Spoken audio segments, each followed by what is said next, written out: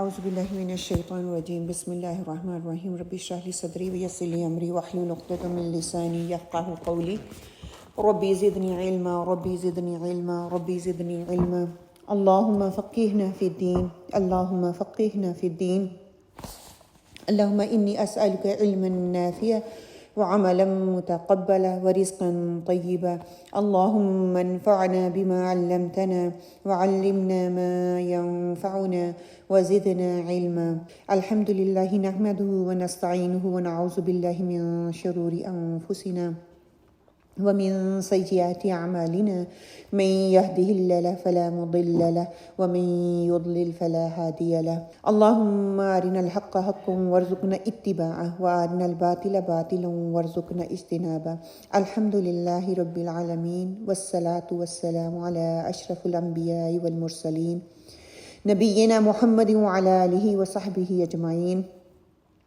اللہ رب لا اشرک بہ شیئا اللہم لا سہل الا ما جعلتہ سہلا وانت تجعل الحزن سہلا اذا شئت وافوض امری الی اللہ ان اللہ بصیر بالعباد الحمد للہ بنعمتہ تتم الصالحات الحمد للہ علی کل حال اللہم اجعلنی احبک بقلب کلہ وارضیک بجہد کلہ اللہم ثبتنا عند الموت بلا الہ الا اللہ اللہم اہدنا وسددنا اللہم اہدنا وسددنا اللہم اغفر لی واہدنی وارزقنی وعافنی اعوذ باللہ من ضیق المقام یوم القیامہ آمین اللہم آمین۔ انشاءاللہ تعالیٰ آج ہماری حدیث جو ہے حدیث 8 ہم اس کو پڑھنے کی کوشش کریں گے۔ اللہ سبحانہ تعالیٰ سے دعا کرتے ہیں اللہ سبحانہ تعالیٰ اس میں ہمارے لیے آسانی پیدا فرما دے اور جو بھی رکاوٹیں ہیں اس کو دور فرما دے، آمین اللہم آمین۔ حدیث کا ٹاپک ہے جہاد اور مسلمان کی حرمت۔ لیسن کا طریقہ کار کیا ہوگا کہ سب سے پہلے انشاءاللہ تعالی ہم سب مل کر حدیث کو پڑھیں گے، پھر اس کے ساتھ ترجمہ اور تشریح کے ساتھ ساتھ ہم شرح الفاظ کو بھی دیکھیں گے اور اس کی تفصیل دیکھیں گے، اور اس کے ساتھ آج ہم اس حدیث پہ کیسے عمل کر سکتے ہیں وہ دیکھنے کی کوشش کریں گے۔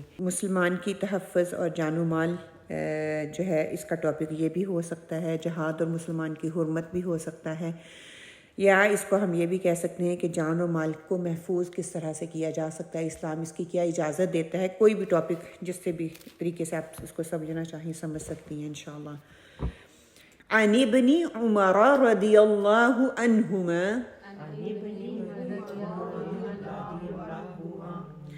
ان رسول اللہ صلی اللہ علیہ وسلم قال امرت ان اقاتل الناس حتى يشهدوا ان لا اله الا الله وان محمدا رسول الله ويقيم الصلاة ويؤتوا الزكاة فإذا فعلوا ذلك عصموا مني دماءهم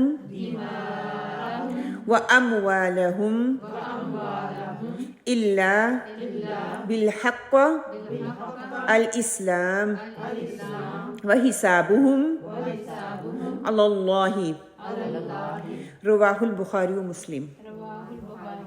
عن ابن عمر رضی اللہ عنہما ان رسول اللہ صلی اللہ علیہ وسلم قال امرت ان اقاتل الناس حتى يشهدوا ان لا اله الا الله وان محمد رسول الله ويقيموا الصلاة ويؤتوا الزكاة فاذا فعلوا ذلك عصموا مني دماءهم واموالهم الا بالحق الاسلام وحسابهم على الله رواہ البخاری و مسلم۔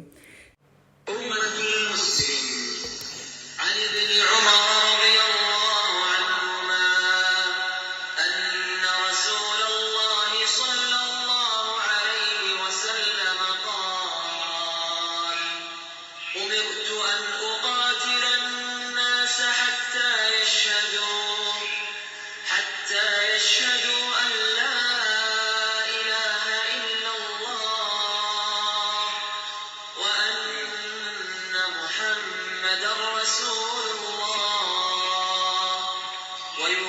الصلاة ويؤتوا الزكاة فإذا فعلوا ذلك عصموا مني دماءهم وأموالهم إلا بحق الإسلام وحسابهم على الله تعالى. ترجمہ کیا ہے؟ ابن عمر رضی اللہ عنہما سے مروی ہے کہ رسول صلی اللہ علیہ وآلہ وسلم نے فرمایا، مجھے لوگوں سے اس وقت تک جنگ کرنے کا حکم دیا گیا ہے تک کہ وہ اس بات کی گواہی نہ دے دیں کہ اللہ کے سوا کوئی معبود برحق نہیں اور محمد صلی اللہ علیہ وآلہ وسلم اللہ کے رسول ہیں، اور صلاۃ قائم کرو اور زکوٰۃ ادا کرو. جب وہ ایسا کرنے لگیں گے تو مجھ سے اپنی جان اور مال کو محفوظ کر لیں گے سوائے اسلام کے حق کے، اور ان کا حساب اللہ تعالیٰ پر ہے. اسے بخاری اور مسلم نے روایت کیا ہے. کا لفظی ترجمہ جو ہے اس پہ ہم بات کر لیتے ہیں. عن ابن عمر رضی اللہ عنہما ان رسول اللہ صلی اللہ علیہ وآلہ وسلم کہ ابن عمر یعنی کہ عبداللہ بن عمر رضی اللہ تعالیٰ کیا فرما رہے ہیں کہ بے شک رسول صلی اللہ علیہ وسلم نے فرمایا، امرتو میں حکم دیا گیا ہوں، یعنی کہ مجھے حکم دیا گیا ہے. مجہول کا صیغہ استعمال کیا جا رہا ہے کہ اور بہت سے ایسے احکامات ہیں جو کہ جب اللہ سبحانہ وتعالیٰ آپ صلی اللہ علیہ وسلم سے بات کرتے ہیں تو آپ صلی اللہ علیہ وآلہ وسلم سے کہا جاتا ہے آپ کہیں یا آپ کہہ دیں کہ مجہول کا صیغہ استعمال کیا جاتا ہے. ان یہ کہ اقاتلا میں جنگ کروں، الناس لوگوں سے، حتیٰ یہاں تک کہ یشہدو وہ گواہی دیں، اللہ الہ الا اللہ کہ نہیں کوئی الہ مگر اللہ کے، کہ اللہ سبحانہ وتعالیٰ کے سوا کوئی الہ نہیں ہے، وَأَنَّ اور بے شک محمد صلی اللہ علیہ وآلہ وسلم رسول اللہ رسول ہیں اللہ کے، وَيُقِيمُ الصَّلَاةَ اور وہ قائم کریں نماز، وَيُؤْتُ الزَّكَاةَ اور ادا کریں زکوٰۃ، فَإِذَا پھر جب فعلوا وہ کر لیں ذالک یہ کام یعنی کہ نماز زکوٰۃ جس کا حکم دیا جا رہا ہے، عصموا وہ بچا لیں گے منی مجھ سے، دماءہم اپنے خون، و اموالہم اور اپنے مال، الا بالحق مگر حق کے ساتھ، الاسلام اسلام کے، وحسابہم اور ان کا حساب علی اللہ اللہ کے ذمے ہے. اسے بخاری اور مسلم نے روایت کیا ہے. اس حدیث کے اور بھی طرق ہیں، انشاءاللہ تعالی ہم اس پہ بعد میں بات کرتے ہیں. پہلے میں آپ لوگوں کے سامنے یہ فوائد اور احکام کے حوالے سے قرآن مجید کی حدیث جو ہے اس چیز کی دلالت کرتی ہے، اس پہ انشاءاللہ تعالی میں وہ آپ کے سامنے رکھ لوں. اللہ سبحانہ وتعالیٰ ارشاد فرماتے ہیں، اعوذ باللہ من الشیطان الرجیم، بسم اللہ الرحمن الرحیم، قاتلوا الذین لا یؤمنون باللہ ولا بالیوم الآخر ولا یحرمون ما حرم اللہ ورسولہ ولا يدينون دين الحق من الذين أوتوا الكتاب حتى يؤتوا الجزية عن يد وهم صاغرون. سورہ توبہ کی آیت نمبر 29 ہے. ان لوگوں سے لڑو جو اللہ پر اور قیامت کے دن پر ایمان نہیں لاتے، جو اللہ اور اللہ کے رسول کی حرام کردہ شے کو حرام نہیں جانتے، نہ دین حق کو قبول کرتے ہیں ان لوگوں میں سے جنہیں کتاب دی گئی، یہاں تک کہ وہ ذلیل و خوار ہو کر اپنے ہاتھ سے جزیہ ادا کر. اس پہ انشاءاللہ تعالی ڈیٹیل میں بات میں بعد میں کروں گی. ابھی جو دوسرے طرق ہیں وہ میں آپ کے سامنے انشاءاللہ تعالی رکھ دیتی ہوں. الحمدللہ ہم نے 8 احادیث پڑھی. 8 حدیث سے ہمیں دوسری کتابوں سے دوسرے طرق بھی ملتے ہیں. ہر حدیث کے حوالے سے دوسری حدیث اس کو جو ہے کس طرح سے سپورٹ کرتی ہے. اس کے الفاظ آگے پیچھے ہو سکتے ہیں، وہ ہم نے پہلے دن ہی پڑھ لیا تھا کہ ہم اتنے لوگ یہاں پہ بیٹھے ہوئے ہیں، ہر ایک کی سوچ اور اس چیز کو دوسرے تک رکھنے کا پوائنٹ آف ویو ڈیفرنٹ ہو سکتا ہے، لیکن مقصد ایک ہی ہے، الفاظ کا چناؤ ڈیفرنٹ ہو سکتا ہے. یہ مسلم کی حدیث ہے یہ بھی کہ آپ صلی اللہ علیہ وسلم نے فرمایا، مجھے لوگوں سے لڑنے کا حکم اس وقت تک ہے کہ وہ لا الہ الا اللہ کی گواہی دینے لگے اور میرے ان تمام احکامات پر ایمان لے آئیں جو میں اللہ کی طرف سے لایا ہوں. اگر وہ ایسا کر لیں تو مجھ سے اپنی جان اور مال محفوظ کر لیں گے. ہاں، حق پر ان کی جان اور مال پر تعرض کیا جائے گا، باقی ان کا حساب اللہ کے ذمہ ہے. جو حق پہ ہوگا جو کہ اسلام کا حق ہے، انشاءاللہ تعالی اس پہ ہم بات کریں گے. ایک اور حدیث ملتی ہے ہمیں معاذ بن جبل سے جو کہ روایت کرتے ہیں. کافی لمبی حدیث ہے، اس کا آخری حصہ جو کہ ہماری اس حدیث کو سپورٹ کرتا ہے جو آج ہم پڑھیں گے وہ میں آپ کے سامنے رکھ دیتی ہوں انشاءاللہ تعالی.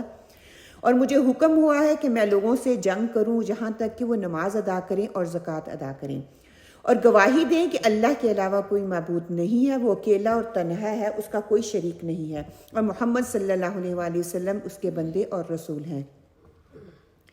جب وہ یہ کر لیں گے تو وہ محفوظ ہو جائیں گے اور وہ بچا لیں گے اور محفوظ کر لیں گے اپنے مال بھی اور اپنی جانیں بھی اور اپنا خون بھی، سوائے اس کے کہ ان پر کوئی حق آتا ہو، اور ان کا حساب اللہ کے ذمہ ہے۔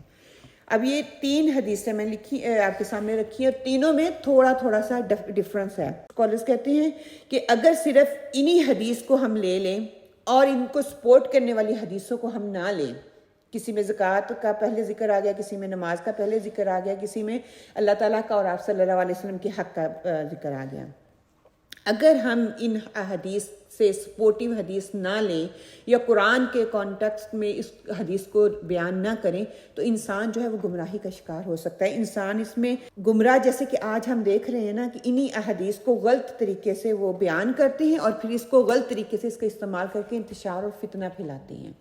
کہ یہاں سے اگر ہم انہی آیات کو لیں یا اسی حدیث کو پڑھیں تو ہمیں کیا لگتا ہے کہ اسلام جو ہے جبر پہ پھیلایا گیا، تلوار کے زور پہ پھیلایا گیا، حتیٰ کہ اسلام جو ہے وہ جبر سے نہیں، نہ ہی تلوار کی زور پہ۔ اللہ تعالیٰ نے دین میں کیا کہہ دیا کہ دین جو ہے اس میں کوئی اللہ تعالیٰ نے جبر نہیں کیا۔ ان الدین عند اللہ الاسلام، کہ اللہ کے ہاں اسلام جو ہے پسندیدہ دین ہی ہے، اور دین میں کوئی اگلی آیت نہیں رکھتی ہے کہ دین کوئی جبر کے ساتھ نہیں پھیلایا گیا، تمہارے اوپر کوئی زور زبردستی نہیں کہ تم نے اس دین کو ایکسیپٹ کرنا ہے، تمہاری یہ چوائس ہے۔ اور ساتھ ہی ایک اور مقام پہ اللہ تعالیٰ فرماتے ہیں وَمَن يَتَّغِي غَيْرَ الْإِسْلَامِ دِينًا فَلَن يُقْبَلَ مِنْهُ وَهُوَ فِي الْآخِرَةِ مِنَ الْخَاسِرِينَ۔ سورہ عمران کی آیت نمبر 19 ہے، اور جس نے اسلام کو چھوڑ کر کوئی اور دین چاہا تو اس سے وہ ہرگز قبول نہیں کیا جائے گا اور آخرت میں گھاٹے والوں میں سے ہوگا۔ کہ یہ بندے کی اپنی چوائس ہے اور آخرت میں جو ہے وہ اس کو نقصان اس کا اٹھانا پڑے گا۔ اللہ سبحانہ وتعالیٰ نے دین اسلام کو دنیا میں پھیلانے، دنیا میں دین کا بول بالا کرنے، انسانوں کو اللہ تعالیٰ کی پہچان کروانے اور انسانوں تک یہ پیغام پہنچانے کے لیے حکم جو دیا ہے، دین کی اشاعت کے لیے اس کا حکم دیا، اس کے لیے آپ نے جہاد کرنا ہے، اس کے لیے آپ نے قتال کرنا ہے۔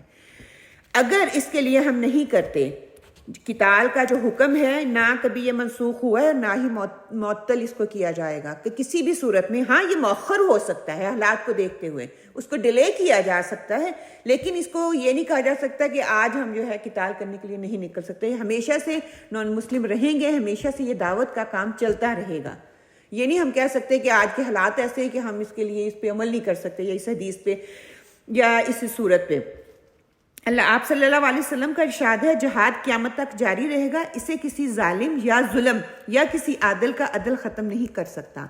کہ کوئی ظلم کرنے والا جتنا بھی ظلم کر لے اس حکم کو وہ ختم نہیں کر سکتا، عدل کرنے والا کتنا بھی عدل کر لے اس حکم کو جو ہے وہ ختم نہیں کیا جا سکتا۔ یہ اللہ کا حکم ہے، اللہ کا آرڈر ہے، اور ایک مسلمان ہونے کے ناطے ہمیں اس کے اوپر جو ہے عمل کرنے کے لیے کہا گیا ہے کہ ہم نے عمل کرنا ہے۔ ٹھیک ہے، اب اس حدیث کے حوالے سے ہی کہ اگر ہم اس کے پس منظر کو نہ دیکھیں، بالکل اسی طرح جس طرح ہم قرآن کی آیات کو دیکھتے ہیں، ہم اس کے پس منظر کو دیکھتے ہیں، جب تک اس کا شان نزول ہمارے سامنے نہ ہو، جب تک اس کا پس منظر سامنے نہ ہو، جب تک ہم یہ نہ دیکھ لیں کہ یہ کب نازل ہوا، کیوں نازل ہوا، کس حکم کے تحت اللہ سبحانہ وتعالیٰ نے یہ آیت نازل کی ہے، تب تک ہمیں وہ مکالطہ لگ سکتا ہے، ہمیں وہ چیز سمجھ نہیں آتی کہ اللہ تعالیٰ کیوں بات کریں، کیونکہ قرآن کی کچھ آیات ایسی ہیں اللہ تعالیٰ یہاں پہ جہاد کا حکم دے رہے ہیں اور ساتھ ہی معافی کا حکم بھی آ رہا ہے، تو انسان کو سمجھ ہی نہیں آتی کہ یہ کیا بات کیا ہو رہی ہے۔ اسی طرح کہا گیا ہے کہ اگر حدیث کو بھی ہم اس کے کانٹیکسٹ میں رکھتے ہوئے نہ دیکھیں، حدیث کا شان نزول نہ دیکھیں، اللہ تعالیٰ نے کب آپ صلی اللہ علیہ وسلم کو یہ نازل کیا، یا حکم کب اللہ تعالیٰ نے آپ صلی اللہ علیہ وسلم نے فرمایا، اس کے پیچھے دور کیا تھا، حکم کیا تھا، کس موقع پہ آپ صلی اللہ علیہ وسلم نے اس چیز کو جو ہے صحابہ کرام تک پہنچایا، جو صحابہ کرام سے کہا، تو غلطی کا امکان ممکن ہے۔ اور آج انفارچونیٹلی یہی ہو رہا ہے کہ ہم انہی احادیث کو غلط کانٹیکس میں استعمال کر کے ہم جہاد کے مطلب کو جو کہ قتال کے لیے اللہ سبحانہ تعالیٰ نے استعمال کیا تھا اس کا غلط استعمال کر رہے ہیں، لوگوں کو غلط انٹرپریٹیشن اس کی دے رہی ہیں، حتیٰ کہ قرآن یہ ہمیں نہیں بتاتا۔ سورہ توبہ کی آیت نمبر 1 سے 9 تک اللہ سبحانہ تعالیٰ نے کیا آپ صلی اللہ علیہ وسلم کہتے ہیں کہ جب یہ آیات نازل ہوئی، حضرت ابو بکر صدیق رضی اللہ کی قیادت میں ایک گروہ جو ہے وہ بھیج دیا تھا حج کرنے کے لیے، وہ بھی راستے میں ہی تھے، تو سورہ توبہ کی آیات نازل ہوگی آیت 1 سے 9 تک۔ اللہ سبحانہ تعالیٰ نے جو ہے وہ حکم کھلم کھلا دے دیا کہ اب کیا کرنا ہے، قتال کرنا ہے، جنگ کرنی ہے۔ تو جب آپ صلی اللہ علیہ وسلم کو وہ آیات دی گئی، آپ صلی اللہ علیہ وسلم نے حضرت علی رضی اللہ تعالیٰ کو بھیجا کہ جاؤ میرے نمائندے کی حیثیت سے ان آیات کا اعلان عام کر دو۔ حج کے اجتماع میں کہتے ہیں کہ حضرت ابوبکر صدیق رضی اللہ تعالیٰ نے جب حضرت علی رضی اللہ تعالیٰ وہاں پہ پہنچے ہیں، جاتے ہی پہلا سوال حضرت عمر نے حضرت علی سے کیا کیا، حضرت ابوبکر صدیق نے کہ تمہیں امیر بنا کے بھیجا گیا ہے یا مامور بنا کے بھیجا گیا ہے؟ امیر ہے تو میں پیچھے ہٹ جاتا ہوں، میں آپ کے انڈر آ جاتا ہوں، اگر مامور بنا کے بھیجا گیا ہے تو بتائیں کیوں بھیجا گیا ہے؟ تو حضرت علی نے کہتے ہیں کہ اسی وقت حضرت ابوبکر صدیق سے بولا کہ میں مامور بنا کے بھیجا گیا ہوں، لیکن یہ جو آیات آپ کے بعد نازل ہوئی ہیں مجھے حکم دیا گیا ہے کہ اس کا حکم میں ڈائریکٹلی لوگوں تک پہنچا دوں۔ تو آپ صلی اللہ علیہ وسلم نے جو پیغام حضرت علی کو دیا، حضرت علی نے ڈائریکٹلی یہ پیغام اپنی پوری ذمہ داری کے ساتھ ان لوگوں تک پہنچایا۔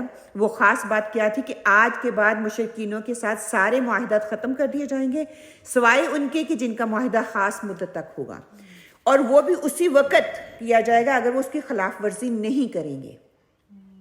اگر وہ اس کی خلاف ورزی کرتے ہیں دیر اینڈ دین اس کو ختم کر دیا جائے گا، یہ اسی وقت میں۔ تو ان کے معاہدے کی مدت اگر وہ اس میں خلاف ورزی نہیں کرتے تو اس کی مدت پوری کی جائے گی، لیکن نیا معاہدہ کوئی بھی نہیں کیا جائے گا۔ اب اسلام جو ہے وہ لے آؤ تو جان بخشی ہو جائے گی۔ 4 مہینے کی ان کو مہلت دے دی گئی۔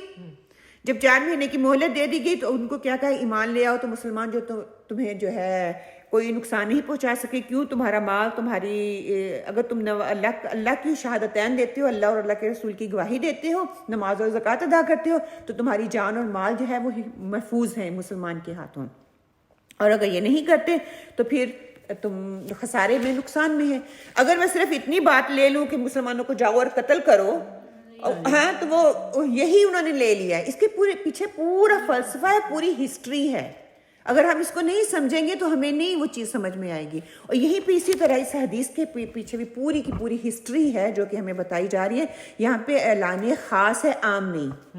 لوگوں نے اس کو اعلان عام کر کے اس کا ختم کر دیا، لوگوں کے دلوں میں اس کے لیے نفرت پیدا کر دی، حتیٰ کہ یہ اعلان خاص ہے، عام نہیں ہے۔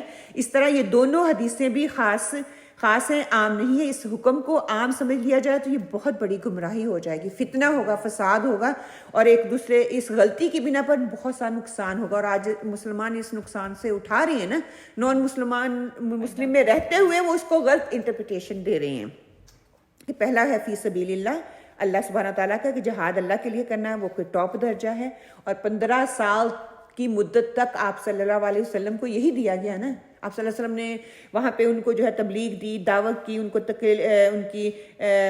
کو واعظ دی، ان کو جو ہے نصیحت کی، ان کی تربیت کی، ان کا تزکیہ کیا، اس کے باوجود ان کو تعلیم دی۔ سارا کچھ دینے کے بعد کیا ہوا؟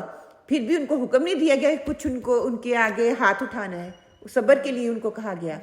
اور پھر کہتے ہیں کہ قتال کے بعد کیا ہوتا ہے کہ دین کو غالب کرنے کے لیے جب نکلو گے تو پھر دوسرا درجہ ہے، اور تیسرا درجہ وہ جو احسان کا درجہ ہے، جہاد فی سبیل اللہ، اللہ کے لیے ڈٹ کے جہاد کرنا۔ یہ 3 درجے، ان کی تشریح ہم اینڈ پہ پڑھیں گے انشاءاللہ۔ اب جو ہے میں تھوڑا سا الفاظ کی جو ہے تشریح آپ لوگوں کے سامنے رکھ دوں، اور پھر کیونکہ جب وہ پہلی 10 آیات نازل ہوئی اور یہ حکم تب صادر کر دیا گیا، تو آیت نمبر 29 میں کہ پھر ان کو ذلیل و خوار کرو، پھر ان کو ختم کرو اگر وہ اسلام نہیں لے کے آتے۔ 4 ماہ کی مدت ان کو دے دی گئی تھی۔ اب جب ہم سورۃ توبہ پڑھیں گے انشاءاللہ تعالیٰ اس کی پوری ڈیٹیل وہاں پہ ہم کر لیں گے، ابھی وقت نہیں ہے کہ اس کی ڈیٹیل میں جایا جائے۔ الفاظ کی شرح اور وضاحت کیا ہے؟ امرتو، مجھے حکم دیا گیا ہے۔ اچھا، حکم دینے والا کون ہے؟ کیا معلوم ہو رہا ہے؟ اللہ سبحانہ وتعالیٰ۔ ڈائریکٹ ہی پتہ چل رہا ہے نا کہ آپ صلی اللہ علیہ وسلم سے کہا جا رہا ہے، تو حکم دینے والی ذات اللہ تعالیٰ کی ہے۔ حکم کون کس کو دیتا ہے؟ مالک دیتا ہے نا، اپنے متحد کو دیتا ہے، بڑا چھوٹے کو دیتا ہے۔ جو کہ ہم ایج ہوتے ہیں یا چھوٹے ہوتے ہیں وہ کیا کرتے ہیں؟ وہ آرڈر دیتے ہیں، وہ ریکویسٹ کرتے ہیں، وہ پوچھتے ہیں، وہ ریکویسٹ کرتے ہیں، یا وہ طلب کرتے ہیں، وہ حکم نہیں دیتے۔ لیکن آج ہمارا کیا ہے؟ ہم حکم دیتے ہیں۔ بچے ماں باپ کو کیا کرتے ہیں؟ حکم دیتے ہیں۔ ادر وے اراؤنڈ سسٹم چل رہا ہے سارا، ہے نا۔ تو یہ حقیقتاً عقل بھی اس چیز کو سمجھ نہیں لیتی، ہمیں بھی پھر تکلیف ہوتی ہے نا۔ بچے کہتے ہیں ریکویسٹ کرو، please don't order me, request me, please کرو کہ میرے لیے یہ کام کر دو، اور ڈو اٹ، 2 ڈفرینٹ اسٹیٹمنٹس ہیں، ٹھیک ہے۔ اس میں رسپیکٹ کا بھی جو ہے وہ آ جاتا ہے۔ چھوٹے کا حق ہے کہ وہ مانے، اور بڑے کا حق ہے کہ وہ حکم دے۔ اور یہ نہیں کہ ہر وقت پھر حکم ہی دیتا رہے، ہم اس کا بھی غلط استعمال کرتے ہیں کہ کبھی سنو کبھی سناؤ، یہ دونوں کام ہی ہے۔ جیسے کہ ہم نے لاسٹ ویک پڑھا تھا نا کہ عام لوگ جو ہے وہ ائمہ کرام کا یا لیڈر کا یا جو معلم ہوتا ہے اس رہنما کا، اس کا حکم مانے گا، جیسے وہ کہے گا، امیر کی اطاعت کرے گا۔ اگر وہ امیر کی اطاعت نہیں کرے گا تو وہ کیا ہو جائے گا؟ حکومت قائم نہیں کی جائے گی نا، ہاں، پھر وہ رول نہیں قائم کر سکے گا۔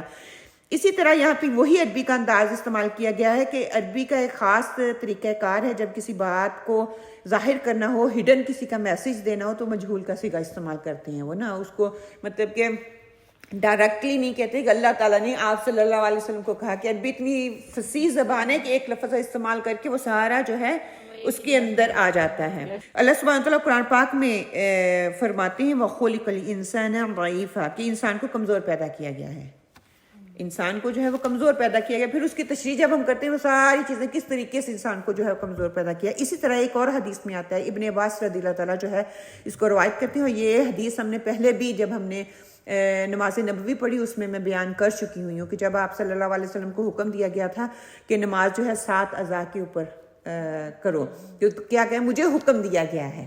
کس نے حکم دیا ہے؟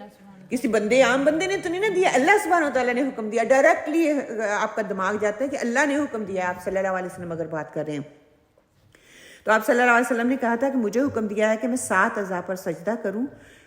وہ 7 اعضاء کیا ہیں کہ اپنی پیشانی، ناک سمیت دونوں ہاتھ، دونوں گھٹنے، دونوں پاؤں جو ہیں وہ اپنے زمین پر لگا کے سجدہ کرنا ہے۔ اور اب ہم یہ کہیں کہ ہم پاؤں جو ہے وہ زمین پہ نہیں لگاتے یا ناک زمین پہ نہیں لگاتے تو ہماری جو ہے وہ نماز نہیں ہوگی۔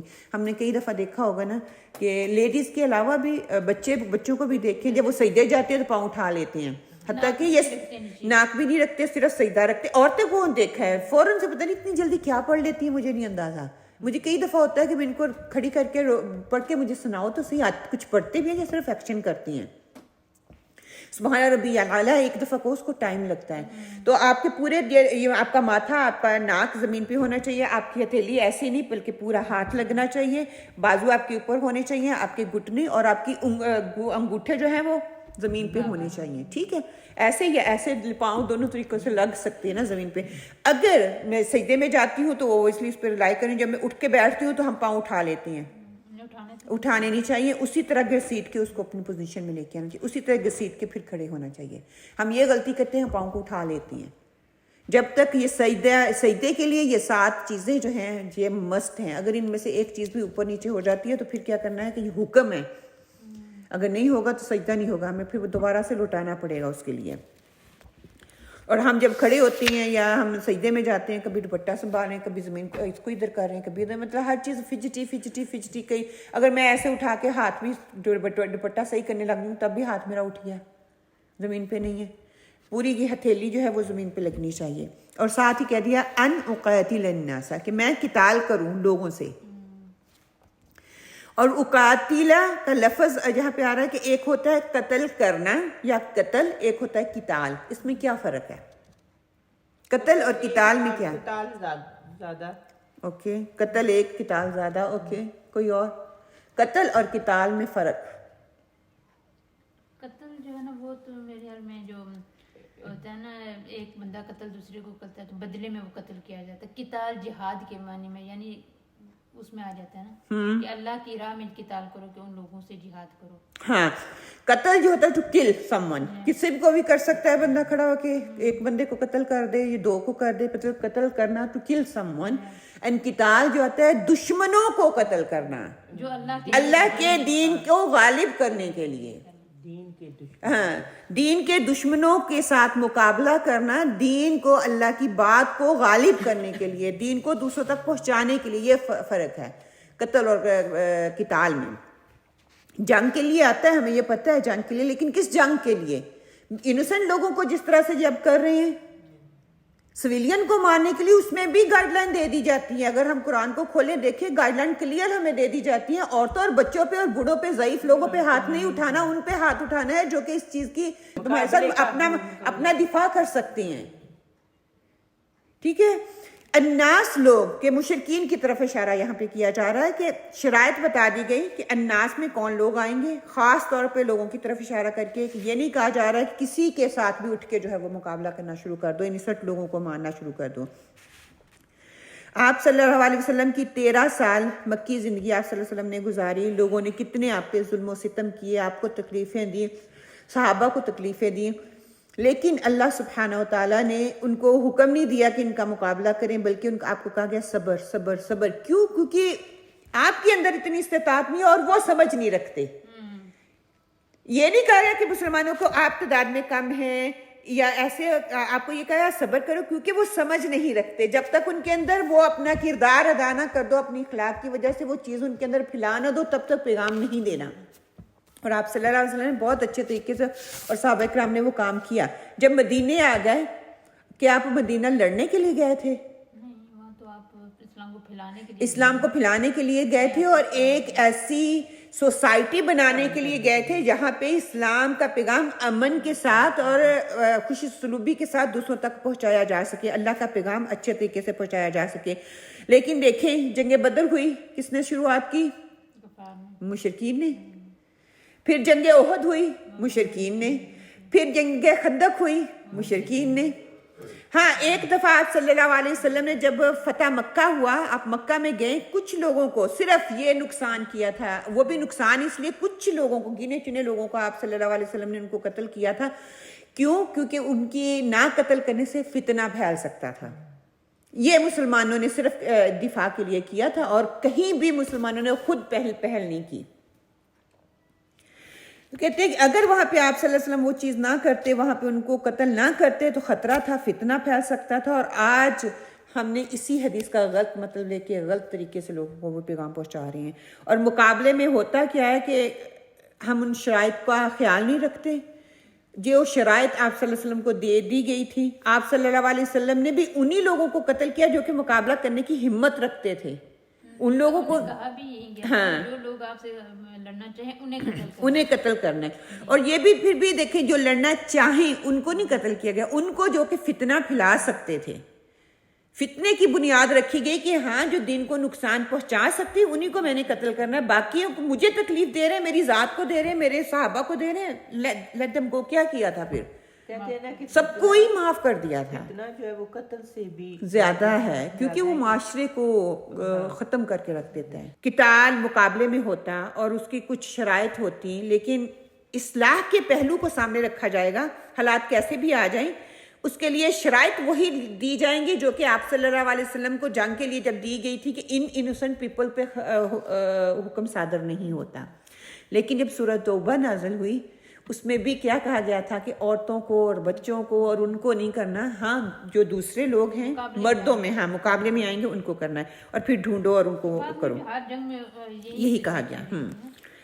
پھر کہا گیا کہ یہ بھی واضح کر دیا گیا کہ جس سے قتال کیا جائے گا وہ کون ہو، حتیٰ یشہد ان لا الہ الا اللہ، کہ جس نے اشہد ان لا الہ کی تصدیق کر دی، شہادتین کی، اس سے جو ہے اس کو قتل نہیں کیا جائے گا۔ کیوں نہیں قتل کیا جائے گا؟ کیونکہ اس نے شہادت دے دی ہے وَأَنَّ مُحَمَّدٌ رسول اللہ، اس نے اللہ کی بھی گواہی دے دی، اس نے محمد صلی اللہ علیہ وسلم کی بھی گواہی دے دی کہ وہ اللہ کے رسول ہیں، اور ساتھ ساتھ اس نے کیا کیا، وہ یقیم الصلاۃ و یؤتی الزکاۃ، اس نے نماز بھی قائم کی اور زکوٰۃ بھی ادا کی۔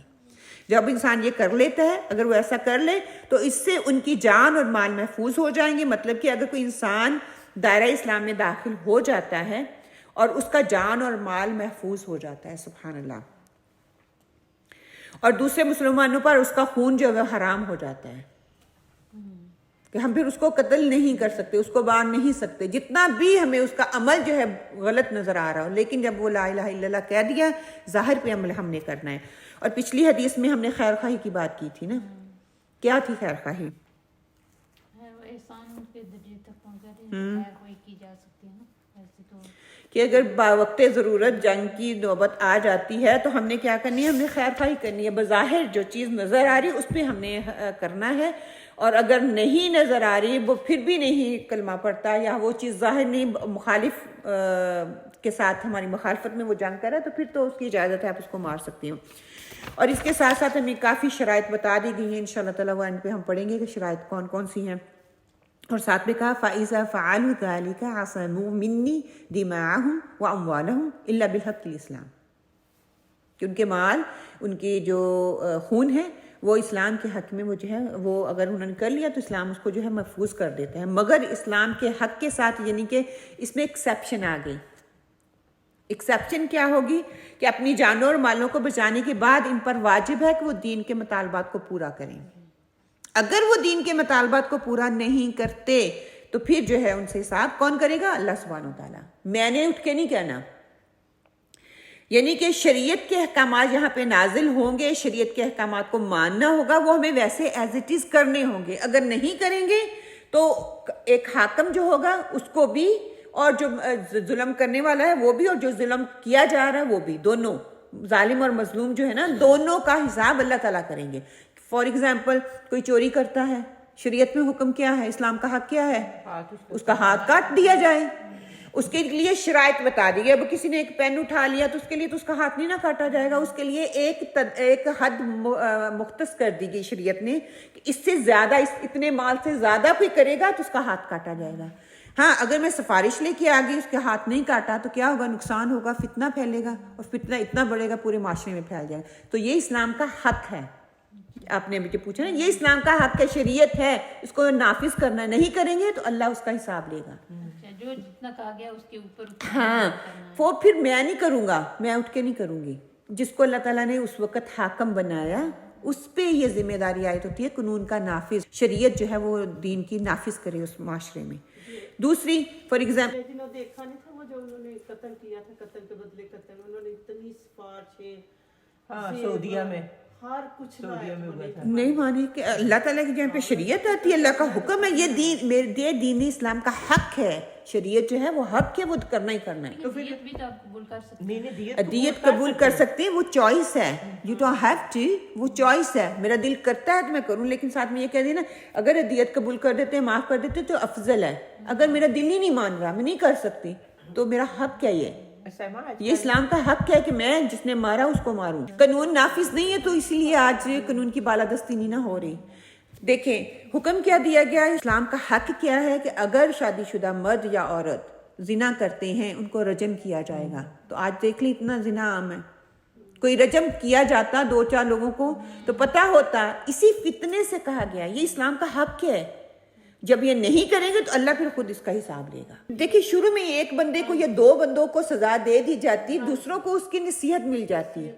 اگر ہم یہ نہیں کرتے، اپنے ملک پاکستان ہی دیکھ لیں، چوری کتنی عام ہے، ڈاکے کتنی عام ہے، ایک انوسنٹ بندہ جو ہے وہ بیچارے کو مار کے پھینک جاتے ہیں، کسی کی جان کی حفاظت، دیکھیں یہاں پہ کتنی حفاظت کہا گیا ہے۔ اگر یہ رجم کو رجم کرنے کا ہوتا، لوگوں کو پتہ چلتا تو لوگ کیا ڈرتے نا۔ سعودیہ کے جب ان کو قانون بنایا ہوا ہاتھ کاٹنے کا، تو وہاں پہ تو کوئی ہاتھ کٹا ہوا نظر ہی نہیں آتا۔ ہاتھ کیونکہ وہاں پہ لوگوں کو پتہ ہے، دکانیں کھلی ہوئی چوری کا ہے، وہاں پہ ان کو پتہ ہے کہ یہ کٹ جانا ہے، قانون بنا ہوا ہے نا، قانون بنا ہوا ہے۔ اور اگر جب ہاتھ کٹے گا تو دوسرے کو فوراً سے پتہ چلے گا کہ اس بندے نے چوری کی ہے۔ وہ دیکھیے اپنی نماز مسلح دکانیں کھلی ہیں، وہیں پہ کھڑے ہو کے وہ نماز پڑھنا شروع کر دیتے ہیں اللہ کے توکل پہ صحیح۔ اور قانون کا نافذ یہی بالادستی ہے نا، قانون کی بالادستی۔ باقی بھی شک وہ نہیں کرتے، لیکن کہیں کہیں جہاں جہاں پہ وہ عمل کرتے، قانون نے ہماری حفاظت کی ہے، دین اسلام نے۔ اور ساتھ ہی کہتے ہیں وَحِسَابُهُ عَلَى اللَّهِ تعالیٰ، کہ اس کا حساب اللہ کے ذمہ ہے، یعنی کہ اندر کا حساب جو ہے وہ اللہ بہتر جانتا ہے کہ اس کے دل میں کیا ہے۔ ظاہری جو ہے وہ جو عمل مجھے نظر آئے گا اس پہ میں نے اس کے ساتھ وہ معاملہ کرنا ہے۔ ہم یہ کہتے ہیں نا، اگر وہ ظاہری کلمہ پڑھ رہا ہے، لا الہ الا اللہ کہہ رہا ہے، اس کے اندر تو نہیں نا میں نے جھانک کے دیکھا کہ اس کا اندر کیا ہے۔ تو ایک مسلمان کو سمجھ جانا چاہیے کہ نماز، روزہ، حج، زکوٰۃ ادا کرنا ہے تو اس کو وہ مسلمان ہم سمجھیں گے، ہم یہ نہیں کہیں گے وہ مسلمان نہیں، اس کا عمل بے شک جو مرضی اور ظاہر کر رہا ہے، زبان سے وہ اقرار کر رہا ہے۔ منافقین کیا کرتے تھے؟ ظاہری کلمہ پڑھتے تھے لیکن دلوں میں ان کے کفر تھا۔ تو آپ صلی اللہ علیہ وسلم نے مدینہ میں منافقوں کو جنگ ان کے ساتھ کی، تو نبی صلی اللہ علیہ وسلم نے انہیں کیا کہا؟ ان کے ساتھ ان کے کبھی بھی جنگ نہیں آپ صلی اللہ علیہ وسلم نے کہی کہ ہاں بھی تمہارا عمل اور ہے، تمہارا فعل اور ہے، آپ نے کبھی نہیں کی۔ اور ان کے دلوں میں کفر ہونے کے باوجود آپ صلی اللہ علیہ وسلم نے اپنی آنکھیں جو ہے ان کی طرف سے بند کر لی تھی. صحابہ کرام کو کہ دیکھیں عبداللہ بن ابی جب آتا تھا بدتمیزی کرتا تھا, مسجد میں آتا تھا یا لوگوں کے مجمع کے سامنے جاتا تھا, تو آپ صلی اللہ علیہ وسلم ایک حکم کرتے تو صحابہ کیا نہ اس کو پکڑ کے مارتے, وہیں پہ ختم کر دیتے, لیکن نہیں کیا. کیونکہ دین جو ہے ہمارا ہمیں اخلاق کا اعلیٰ درجہ جو ہے وہ سکھاتا ہے. با اخلاق, بد اخلاق نہیں ہمیں بناتا, با اخلاق بناتا ہے. اگر یہ پتہ چل جائے کہ کوئی شخص اتنا درجے کا دھوکے باز ہے, بے وفا ہے, غدار ہے, وہ تو اس کے ساتھ جو ہے ہم نا اچھے اخلاق سے پیش آئیں تو وہ کیا ہے, ایک مسلمان ہونے کے ناطے ہمارا اپنا اخلاق اس کے سامنے آ رہا ہے نا کہ ایک مسلمان ایسا ہوتا ہے. آپ صلی اللہ علیہ وسلم کی مثالیں ہمارے سامنے, کرنا بہت مشکل ہوگا, ہم تو پریکٹس میں نہیں کرتے. کوئی ہمیں تھوڑا سا کچھ کہہ دیتا تو ہم تو اتنے اپنے آپے سے باہر ہو جاتے ہیں کہ ہمیں خیال ہی نہیں رہتا کہ ہم مسلمان ہیں یا کہ نہیں ہیں, اور اتنی بدتمیزی پہ ہم اتر آتے ہیں. یہاں پہ وہی بات کہا گیا کہ چھوٹی چھوٹی لڑائی جھگڑوں کی صورت میں, چھوٹے چھوٹے اختلافات کی شکل میں چھوٹی سی بات ہو جائے تو اس پہ مرنے مرانے, گالی گلوچ, بد اخلاق نہ ہوں بلکہ اپنی اخلاق کا بہترین مظاہرہ کریں. اللہ کیا کہہ رہے ہیں کہ ان کے لیے کافی ہے اگر وہ پھر بھی نہیں مانتے. منافقین کی بات ہو رہی ہے یا مسلمان کی ہم بات کر رہے ہیں. ہمیں حق ہے کہ ہم کسی کو منافق کہیں؟ نہیں, ہمیں حق نہیں ہے. یہ اللہ سبحانہ تعالیٰ نے حق اپنے پاس رکھا. نبی کریم صلی اللہ علیہ وسلم کو بھی یہ حق نہیں دیا گیا کہ کسی کو کہیں کہ یہ منافق ہے. تو ہمیں بھی یہ حق نہیں ہے کہ ہم کسی کو منافق کہیں. کوئی کسی کی چغلیاں کر رہا ہے, کوئی کسی کو برا بھلا کہہ رہا ہے, کوئی کسی کے لیے مطلب کچھ بھی کر رہا ہے, ہم نے عمل ظاہر پہ اس کا دیکھنا ہے اور اس پہ پھر معاملہ کرنا ہے. بنیادی طور پر بتایا ہمیں جو جا رہا ہے کہ جو شخص توحید اور رسالت کا اقرار کرے, نماز اور زکوٰۃ کا پابند ہو, تو شرعی طور پر اس کا خون اور مال محفوظ ہو جائیں گے. یہ باٹم لائن ہمیں یاد رکھنی ہے. جو بھی کہے لا الہ الا اللہ محمد الرسول اللہ, اس کی جو ہے جان اور مال جو ہے محفوظ ہو جاتے ہیں. اسی سلسلے میں ایک حدیث آتی ہے, آپ صلی اللہ علیہ وسلم نے فرمایا جس نے لا الہ الا اللہ پڑھ لیا اس کا مال اور خون دوسرے مسلمان پر حرام ہے, اس کے باقی اعمال کا حساب اللہ کے ذمے ہے.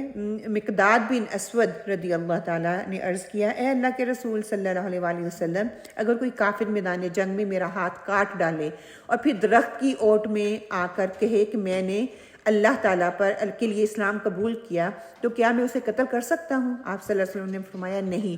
اس نے پھر کہا کہ اس نے کلمہ پڑھنے سے قبل میرا ہاتھ کاٹا تھا. آپ صلی اللہ علیہ وسلم نے فرمایا اب جب کہ وہ کلمہ پڑھ کر مسلمان ہو چکا ہے تم اسے قتل نہیں کر سکتے. اگر تم نے اسے قتل کیا تو اسے قتل کرنے سے پہلے تمہارا جو درجہ تھا وہ اس درجے پر ہوگا اور تم اس کے درجے پر, استغفر اللہ, ادر وے اراؤنڈ کام ہو جائے گا. یعنی پہلے اس کا خون بہانا جائز تھا اور تیرا قتل جائز نہ تھا. اب اس کو قتل کرنا جائز نہیں اور تجھے قتل کرنا جائز ہوگا, کیونکہ اس نے کلمہ پڑھ لیا ہے, ظاہری پڑھا ہے, جان بچانے کے لیے پڑھا ہے, کچھ بھی کیا ہے. اب اگر تو کرے گا تو قاتل ہو جائے گا, وہ مقتول بن جائے گا. تو نے اس کے اوپر ظلم کیا ہے. صرف اتنی سٹیٹمنٹ اتنی ساری چیز کو جو ہے وہ بدل کے رکھ دیتی ہے. جیسے نہیں ایک نقطے سے مجرم سے محرم یا محرم سے مجرم. وہی نا کہ سبحان اللہ, لا الہ الا اللہ کہنا بہت بڑی بات ہے. کہتے ہیں کہ ایک دفعہ اسامہ بن زید کے کافر پر غالب آ گئے اور انہوں نے قتل کرنے کے وہ قریب ہی تھا, تو اس نے لا الہ الا اللہ پڑھ دیا. لیکن انہوں نے سوچا کہ مجھ سے بچنے کے لیے لا الہ الا اللہ پڑھا ہے, وہ شدت جذبات میں تھے, انہوں نے اس کو قتل کر دیا.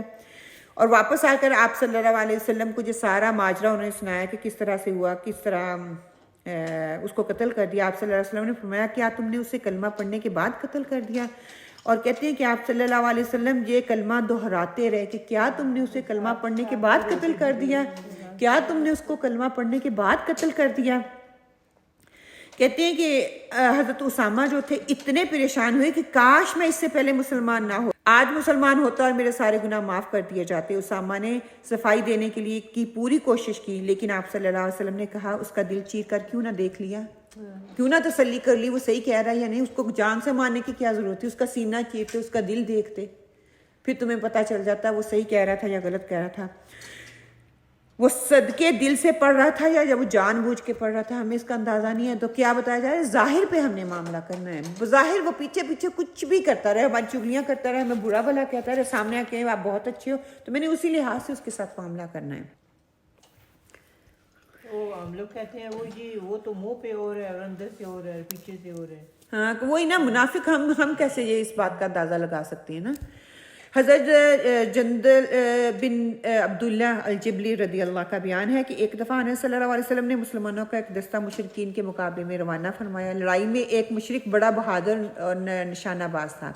وہ جب مسلمانوں پر حملہ کرتا جھپٹ کر اسے قتل کر دیتا. ایک مسلمان نے غالباً وہ حضرت اسامہ بن زید کہا جاتا ہے وہ تھے, اسے اچانک جا لیا, اس پر تلوار اٹھائی تو اس نے فوراً سے لا الہ الا اللہ پڑھنا شروع کر دیا. حضرت اسامہ رضی اللہ تعالیٰ نے اسے قتل کر ڈالا. مسلمانوں کو فتح ہوئی. ایک شخص نے نبی کریم صلی اللہ علیہ وسلم کو خوشخبری دینے مدینہ منورہ آئے اور اس نے تمام احوال کا ذکر آپ صلی اللہ علیہ وسلم سے کر دیا. آپ نے اسے قاتل کو بلوایا اور پوچھا کہ تم نے اسے قتل کیوں کیا ہے. اس نے بتایا یا رسول اللہ اس نے مسلمان کا کافی جانی مالی نقصان کیا, فلاں فلاں مسلمان کو اس نے قتل کیا. میں نے اس پر حملہ آور ہوا تو اس نے تلوار دے کر فوراً سے کلمہ پڑھ لیا. آپ صلی اللہ علیہ وسلم نے فرمایا کیا واقعی تم نے اسے قتل کر ڈالا؟ کہ تو یقین ہی نہیں ہو رہا کہ تم نے اس کو قتل کر دیا. اور اس نے اقرار کیا جی ہاں. آپ صلی اللہ علیہ وسلم نے فرمایا جب قیامت کو یہ کلمہ لا الہ الا اللہ آئے گا تم کیا کرو گے؟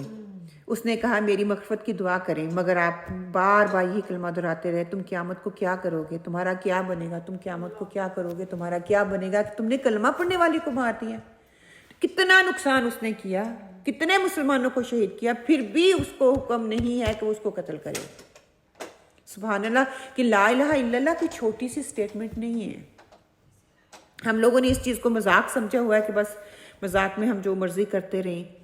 پھر اسی طرح کہتے ہیں کہ مسلمانوں کی جان کتنی حرمت ہے اس کی, لیکن افسوس جہالت کی وجہ سے آج مسلمان کا گلا کاٹ رہا ہے اور اس بات سے بالکل بے خوف ہے کہ اس کا حساب اللہ نے لینا ہے. ہم اس لیے دوسرے کو مارتے ہیں کہ میں حساب لوں, میں اپنا بدلہ لوں, حتیٰ کہ اللہ تعالیٰ کہتے ہیں میں ہی کافی ہوں اس کا حساب لینے کے لیے. کہ چھوٹی چھوٹی باتوں پر, چھوٹی چھوٹی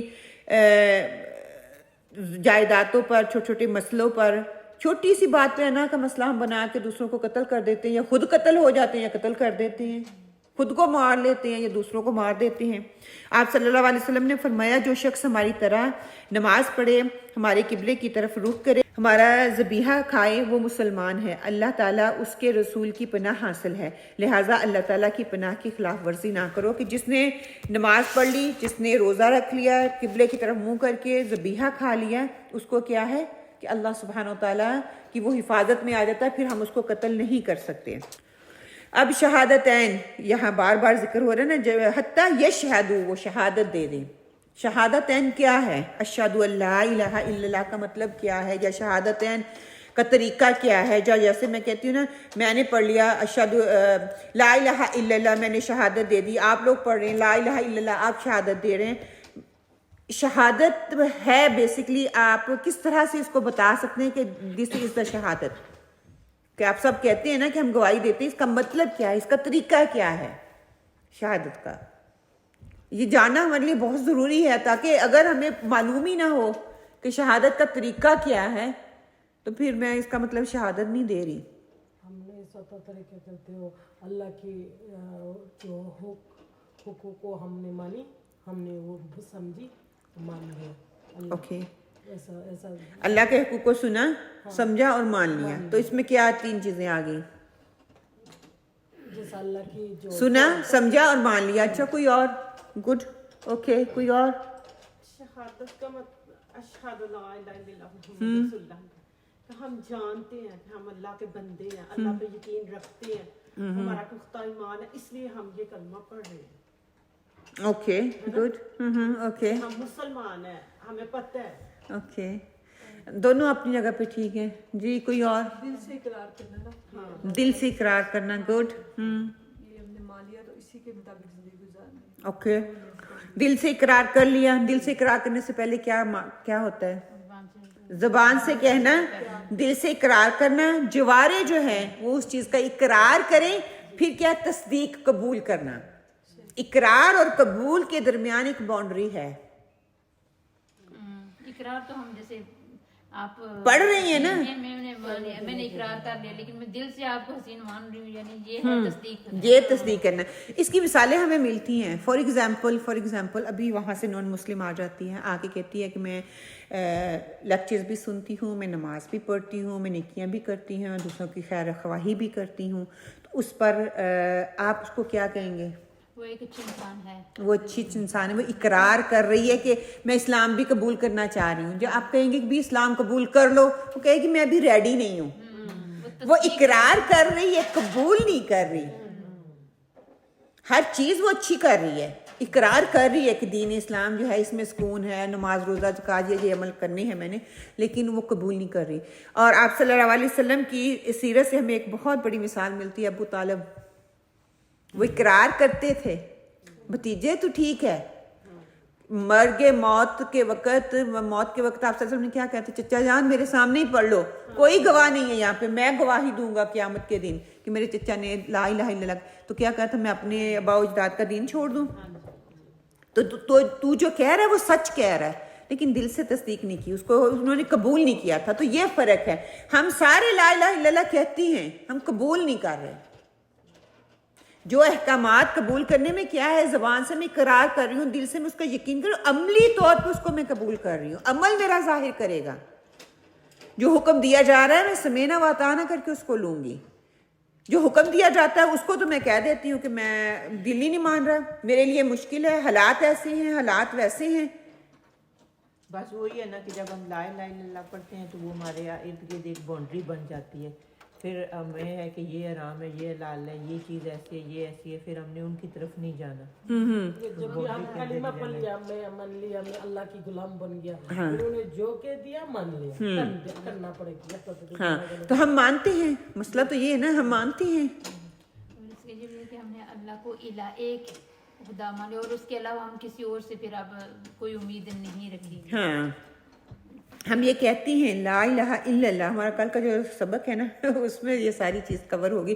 تو اس میں آج یہ چیز میں شیئر نہیں کروں گی، آج صرف میں اسی چیز پہ رکھوں گی. لا الہ الا اللہ، میں نے اللہ کو ایک مان لیا، الہ مان لیا، وہ ایک ہے. محمد الرسول اللہ، محمد صلی اللہ علیہ وسلم جو پیغام ہمیں دیں گے وہ ہم نے ماننا ہے، جیسا بھی ہے، مجھے مشکل ہو، آسانی ہو، میرے حالات خراب ہوں یا اس کے مجھے کانسیکوینسز لینے پڑیں، وہ میں نے اس کو ایز اٹ از لینا ہے. کہ یہ فرق ہے قول اور قرار کا اور تصدیق کرنے کا، اس کو ماننے کا. پھر ہمارا دین جو ہے وہ مکمل ہوتا ہے. اگر میں صرف لا الہ الا اللہ، لا الہ الا اللہ محمد رسول اللہ تسبیح پہ تسبیح کرتی جا رہی ہوں، لیکن میرا عمل اس چیز کی تصدیق نہیں کر رہا، اس کا مطلب میں قبول نہیں کر رہی. میری زبان صرف ایک کلمہ ہے وہ اس کو پڑھ رہی ہے. جیسے خطبات میں مولانا مودودی نے اس کی بہت اچھی مثال دی ہے کہ مسلمان ہونا یا مسلمان بن کے دکھانا 2 ڈفرینٹ تھنگز ہیں. ہر مسلمان بچہ جو ہے مسلمان کے، نان مسلم بھی مسلمان ہی پیدا ہوتا ہے، اس کے والدین اس کو مسلم نان مسلم، ہم بچپن سے یہ چیز پڑھتے آ رہے ہیں. لیکن لا الہ الا اللہ کہہ دینا کافی نہیں ہوگا جب تک کہ اس کا اقرار نہ کر لیا جائے، اس کو قبول، اقرار کرنے کے بعد قبول نہ کر لیا جائے، میرا عمل جو ہے اس چیز کو ظاہر نہ کر دے کہ واقعی میں یہ کر رہی ہوں. ظاہر کیا کرے گا؟ لا الہ الا اللہ، اللہ ایک ہے، اسی سے مانگوں گی، اسی کے آگے سجدہ ریز کروں گی. آگے ساتھ ہی نماز اور زکوٰۃ کا کر دیا گیا نا، اس پہ پھر پتہ چلے گا واقعی میں عمل کر رہی ہوں، میری زبان جو کہہ رہی ہے اس پہ عمل کر رہی ہوں میں. پھر کہتے ہیں کہ شہادتین کہ اللہ کے سوا کوئی معبود نہیں، اسی کی عبادت کا حق میں نے دینا ہے، اس کے سوا سب کی عبادت جو ہے وہ باطل ہے، وہ غلط ہے. انشاءاللہ تعالیٰ کل اس کو ہم کور کریں گے. اور باطل کیا ہے کہ مطلب کوئی بھی اس کے ساتھ شریک نہیں ہے اللہ سبحانہ تعالیٰ کے ساتھ. اللہ کے آگے میں سجدہ ریز ہوتی ہوں، اور میں سجدہ جو ہے وہ قبروں کو بھی کرتی ہوں. دعائیں میں اللہ سے بھی مانگتی ہوں، دعائیں میں نبی محمد صلی اللہ علیہ وسلم سے بھی مانگتی ہوں، اور دعائیں میں جو ہے میں مردوں سے بھی مانگتی ہوں. فرق کلیئر ہے نا آپ کے سامنے؟ اگر اللہ کے سامنے بھی ہو رہی ہوں تو پھر میں قبروں کے سامنے سجدہ نہیں کروں. اللہ سے میں دعا مانگ رہی ہوں تو محمد صلی اللہ علیہ وسلم تو خود دعا مانگ رہے ہیں. یہاں پہ آ کے غلط ہوتا ہے جب ہم آپ صلی اللہ علیہ وآلہ وسلم کا مقام وہ مقام بنا دیتے جو اللہ کا مقام ہے. واقعی اللہ تعالیٰ نے آپ صلی اللہ علیہ وسلم کو وہ مقام دیا ہے جو کہ ہر نبی سے افضل ہے. آپ کو درجہ اللہ تعالیٰ نے دیا ہے، ان کا ایک مقام ہے، اس حد سے ہم ان کو آگے نہیں لے کے جائیں گے. کریں گے تو وہ شرک میں آ جائے گا، وہ اللہ کے ساتھ شریک ٹھہرانا ہو جائے گا. ہم یہی کرتے ہیں آپ صلی اللہ علیہ وسلم کے ساتھ. پھر یہ کہنا ضروری ہے کہ اللہ ہی برحق ہے، باقی سب جو ہے وہ باطل ہے، اس کا انکار کرنا ہے، اور انکار کے ساتھ اس بات، یہ دونوں لازمی ہیں۔ عمل سے بھی ظاہر کرنا ہے کہ نہیں، میرے لیے اللہ سبحانہ تعالیٰ کافی ہے۔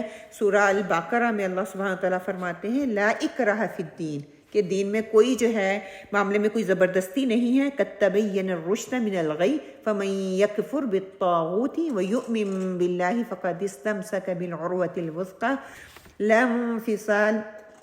انفصام لها واللہ سمیع علیم، کہ صحیح دین کے معاملے میں کوئی زور زبردستی نہیں ہے، صحیح بات غلط خیالات سے الگ چھانٹ کر رکھ دی گئی ہے۔ اب جو کوئی طاغوت کا انکار کرے، اللہ پر ایمان لے آئے، اس نے ایک ایسا مضبوط سہارا تھام لیا ہے جو کبھی ٹوٹنے والا نہیں ہے، اور اللہ جس کا سہارا اس نے لے لیا، سبحان اللہ، کہ اس کے علاوہ اور کوئی مضبوط سہارا ہو ہی نہیں سکتا، اور سب کچھ سننے والا اور جاننے والا ہے۔ جب ہم نے اللہ کو ایک مان لیا ہے، پھر باقی سارے کے سارے طاغوت جو ہیں، ساری کی ساری طاقتیں، سارے کے سارے انسان جو ہیں وہ ایک سائیڈ پہ، اور اللہ کی ذات ایک سائیڈ پہ، اور جو اللہ کی ذات کو تھام لیتا ہے، اللہ کے سہارے کو تھام لیتا ہے، پھر اس کو کسی اور کے سہارے کی ضرورت ہی نہیں محسوس ہوتی۔ اور ساتھ ہی کہہ دیا گیا کہ محمد صلی اللہ علیہ وآلہ وسلم کی گواہی، وہ کیا ہے؟ کیسے محمد صلی اللہ علیہ وسلم کی گواہی دوں گی؟ کہ جو کچھ بھی اللہ تعالیٰ نے انہیں بتایا ہے ان کو رسول ماننا، اور وہیں جیسے آپ نے بھی بتایا نا کہ ان کا درجہ جو ہے اسی پہ ہی ان پہ رکھنا، انہیں اللہ سے آگے لے کے نہیں جانا۔ ہاں، انہیں اللہ سے آگے نہیں لے کے جانا، کیونکہ وہ ہمارے لیے بہترین اسوہ حسنہ اللہ تعالیٰ نے بنا کے بھیجا ہے نا، ان کو بہترین نمونہ، اس سے کامل اور اکمل نمونہ ہو ہی نہیں سکتا تھا۔ تو ہر چیز جو قرآن سے ہمیں نہیں ملتی وہ حدیث میں ہم نے ڈھونڈنی ہے، اور حدیث سے ہمیں اس کی تصدیق مل جاتی ہے، پھر وہ ائمہ کرام ہوں، پھر وہ دین والے ہوں، پھر وہ اسکالرز ہوں، کچھ بھی ہوں، وہ کچھ بھی کہیں، ان کی بات افضل نہیں ماننی، وہ آپ صلی اللہ علیہ وسلم ہی افضل ترین ہوں گے۔ اس کے بعد صحابہ کی بات مانے جائے گی، تبع تابعین، پھر ان کے بعد جو چین جیسے چلتی ہے وہ ان کو اس طریقے سے مانا جائے گا۔ آج کا اسکالر یا آج کا امام یا آج کا جو ہے مفسر، جو بھی ہم ان کو نام لے لیں، ان سب کو ان کی وہ اہمیت نہیں ہے۔ انہوں نے دین کے لیے بہت کام کیا، ان کی قدر ہم کرتے ہیں، ان کو اہمیت دیتے ہیں، لیکن ان کی بات کی اہمیت ویسی نہیں جیسی کہ آپ صلی اللہ علیہ وآلہ وسلم کی ہے، اور آپ صلی اللہ علیہ وسلم کی بات کا وہ درجہ نہیں ہے جو کہ اللہ سبحانہ و تعالیٰ کی بات کا درجہ ہے۔ تو یہ ڈفرنس تھوڑا سا ہے، اس کو اپنے دماغ میں رکھیں۔ پھر کہتے ہیں کہ اتمام بن مالک رضی اللہ تعالیٰ کہتے ہیں کہ میری آنکھیں ٹھیک نہیں تھی اور ان میں کچھ خرابی تھی، خراب ہو گئی تھی، تو میری یہ خواہش تھی کہ آپ صلی اللہ علیہ وسلم ان کے گھر آئیں، تو انہوں نے پیغام آپ صلی اللہ علیہ وسلم کو بھیجا۔ آپ صلی اللہ علیہ وسلم ان کے گھر گئے صحابہ کے ساتھ، ان کا دل تھا کہ جہاں پہ پھر آپ صلی اللہ علیہ وسلم نماز پڑھیں گے اسی کو وہ وہیں پہ نماز پڑھنا شروع کر دیں گے۔ خیر، نبی کریم صلی اللہ علیہ وسلم ان کے گھر گئے باقی صحابہ کے ساتھ۔ کہتے ہیں کہ آپ صلی اللہ علیہ وسلم نے اس وقت پہلی دفعہ نماز نفل جو ہے وہ جماعت کے ساتھ کروائی تھی۔ کہتے ہیں کہ نماز پڑھائی، نماز سے فارغ ہو صحابہ کرام، کچھ صحابہ کرام باتوں میں مشغول تھے، وہاں پہ جو ہے مالک بن دخشم کا ذکر آیا، تو کچھ لوگوں نے اس کو مغرور اور متکبر کہا کہ وہ آپ صلی اللہ علیہ وسلم کے آنے کی خبر سن کر بھی آپ صلی اللہ علیہ وسلم سے ملنے نہیں آیا۔ تو صحابہ نے، جیسے ہم کہتے ہیں نا، فوراً سے اپنی کیا خیرائیں دوسروں کے بارے میں خیالات کا اظہار کرنا شروع کیا، کہتے ہیں کہ ہمیں لگتا ہے وہ منافق ہے، اس لیے آپ صلی اللہ علیہ وسلم کے آئی ہیں تو ملنے نہیں آیا۔ ایک جنرل سی بات ہوتی نا، کوئی ہمارے بھی کوئی بڑا آتا ہے تو ہم کہتے ہیں فلاں بندہ دیکھو ملنے کے لیے نہیں آیا۔ میری امی پاکستان سے آتی ہیں تو میرے کوئی ملنے والا نہیں آتا، تو کہتے ہیں امی آئی تھی ملنے نہیں آیا، تکلیف ہوتی ہے نا۔ تو یہاں پہ بھی صحابہ کرام نے کہا کہ ہمارا دل چاہتا تھا کہ آپ صلی اللہ علیہ وسلم اس کے لیے بد دعا کریں۔ کیوں؟ کیونکہ ان کو رسول صلی اللہ علیہ وسلم سے محبت تھی، وہ آپ صلی اللہ علیہ وسلم کی محبت اور عقیدت میں یہ بات کر رہے تھے۔ ان کو کوئی، جب وہ دیکھا کہ وہ شخص ہے جس کو آپ صلی اللہ علیہ وسلم سے محبت ہی نہیں ہے، اس لیے ملنے کی نہیں آیا، جس کو محبت ہوتی ہے وہ بھاگا بھاگا دوڑا دوڑا چلا آتا ہے۔ صحابہ کرام کو اس پہ غصہ آیا۔ ہم دیکھ لیں، جب ہمیں غصہ آتا ہے تو ہم کیا کرتے ہیں، ہم اپنی اولاد کو برا بھلا کہتے ہیں، اپنے رشتہ داروں کو برا بھلا کہتے ہیں، اور جو بھی کوئی نہ ملنے کے لیے ان کو ہم برا بھلا فوراً سے اس کے لیے بری بدگمانی شروع کر دیتے ہیں۔ خیر، کہتے ہیں کہ صحابہ کرام بھی انسان تھے، ان کے دل میں انہوں نے اپنی ذات کے لیے نہیں، محمد صلی اللہ علیہ وسلم کی محبت اور عقیدت میں انہوں نے یہ ساری باتیں کی۔ خیر، جب آپ صلی اللہ علیہ وسلم نے نماز مکمل کر لی، آپ صلی اللہ علیہ وسلم نے فرمایا کیا وہ اللہ کی معبودیت اور میری رسالت کی گواہی نہیں دیتا؟ تو صحابہ کرام نے کہا وہ دیتا ہے، وہ شہادتین کی گواہی تو دیتا ہے۔ صحابہ نے عرض کیا زبان کا تو وہ قائل ہے لیکن دل سے نہیں کرتا۔ پھر وہیں پہ انہوں نے، انسان تھے نا، ہم بھی یہی کہتے ہیں زبان سے، تو وہ کہتا ہے دل میں تو نہیں ہے اس کے، نہیں تو آنا جاتا ہے ملنے کے لیے. کہ یہ اس وقت صحابہ کرام میں بھی یہ چیز تھی کہ فوراً دل کے معاملے تک جاتے تھے. شاید تبھی بار بار اس بات کا یاد دہانی کروائی جا رہی تھی، اور ہمیں بھی یہی یاد دہانی کہ ہاں اگر کوئی زبان سے اقرار کرے، دل چیت کے ہم نے نہیں دیکھا، ہم کسی کے لیے بدگمانی نہ کریں. آپ صلی اللہ علیہ وسلم نے فرمایا جو شخص اللہ کی توحید اور میری رسالت کی گواہی دے گا وہ دوزخ میں داخل نہیں ہوگا. کام ہی ختم کر دیا. اس کا دل نہ مجھے کوئی اجازت ہے نہ میں چیر کے دیکھنا چاہتا ہوں. دو ہی چیز کرائیٹیریا ہیں. جو کہتا ہے لا الہ الا اللہ محمد رسول اللہ، اس کو کہ آخرت میں جو ہے دوزخ میں وہ نہیں جائے گا. اور فرمایا کہ اسے آگ نہیں کھائے گی. یعنی کہ تم اس وقت اس کے دل کی باتیں نہ کرو، اس کے ظاہر پہ معاملہ کرو، ظاہر کو دیکھو. وہ ملنے نہیں آیا تو اس کا اپنا معاملہ ہے، لیکن وہ آگ سے بچ جائے گا. اگر وہ لا الہ الا اللہ شہادتین دیتا ہے تو وہ بچ جائے گا. کہ پازیٹیو تھنکنگ کی طرف آپ صلی اللہ علیہ وسلم نے صحابہ کرام کی جو ہے توجہ دلائی، اور آپ ہمیشہ پازیٹیو رہتے تھے آپ صلی اللہ علیہ وسلم. بعض لوگ کہتے ہیں کسی کے ساتھ ہم بھی کام کرتے ہیں، تنظیم کا حصہ ہیں، یا گھر میں کوئی ایسا کام کرتے ہیں، اکٹھے ہو کے ہم ملتے جلتے ہیں، تو ہم اپنی گفتگو کا انداز دیکھ لیں، گفتگو کے طریقے دیکھ لیں. اور پھر یہ کہ کوئی دیکھیے انسان ہے نا، سارے ایک جیسے نہیں ہیں، ان کا ایمان کا لیول ایک جیسا نہیں ہے. ہم کسی کے ساتھ مل کے کام کرنا چاہتے ہیں تو کچھ تو ہے بہت مسئلہ پھرتیلے ہوتے ہیں، فٹافٹ جلدی جلدی کر لیتے ہیں. کچھ جو ہے ایسا ہوتے ہیں، گھر میں بھی کسی نے کام کرنا ہے تو جلدی سے صفائیاں وغیرہ کر لے گا، کچھ آہستہ آہستہ کر رہا ہے تو ہم اس کے بارے میں کیا کہتے ہیں یہ سست ہے، یہ ایسا ہے، مطلب 100 اس کے بارے میں باتیں کریں گے. یہاں پہ آپ صلی اللہ علیہ وسلم نے بتا دیا کہ تھنک پازیٹیو، اس کو اچھے کا گمان اس کے اندر رکھو، تھوڑا سا اس کو ڈاؤٹ دو کہ نہیں ایسا نہیں ایسا ہو سکتا ہے، ایسا نہیں ایسا ہو سکتا ہے. اس سے مجھے بھی تسلی ہوگی، جو میرے اوپر شیطان حاوی ہے وہ بھی ذرا پیچھے ہٹ جائے گا، اور اس کو دوسرے بندے کو بھی تھوڑا جو ہے نا موقع مل جائے گا اپنے آپ کو ثابت کرنے کا. اور کئی دفعہ ہم بھی غلط ثابت ہوتے ہیں. وہ انسان جو ہے کام کر رہا ہے، ہو سکتا ہے اس کی کیپیسٹی اتنی ہے، ہو سکتا ہے اس کی ہمت ہی اتنی ہے، وہ کر ہی اتنا سکتا ہے، اس سے زیادہ وہ نہیں کر سکتا.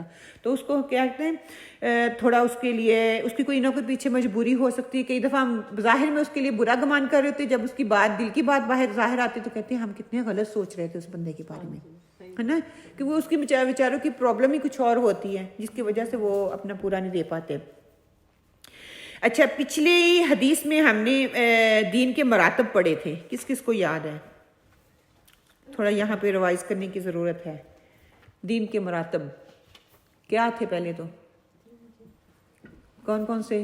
اخلاص، خیر و وفاداری،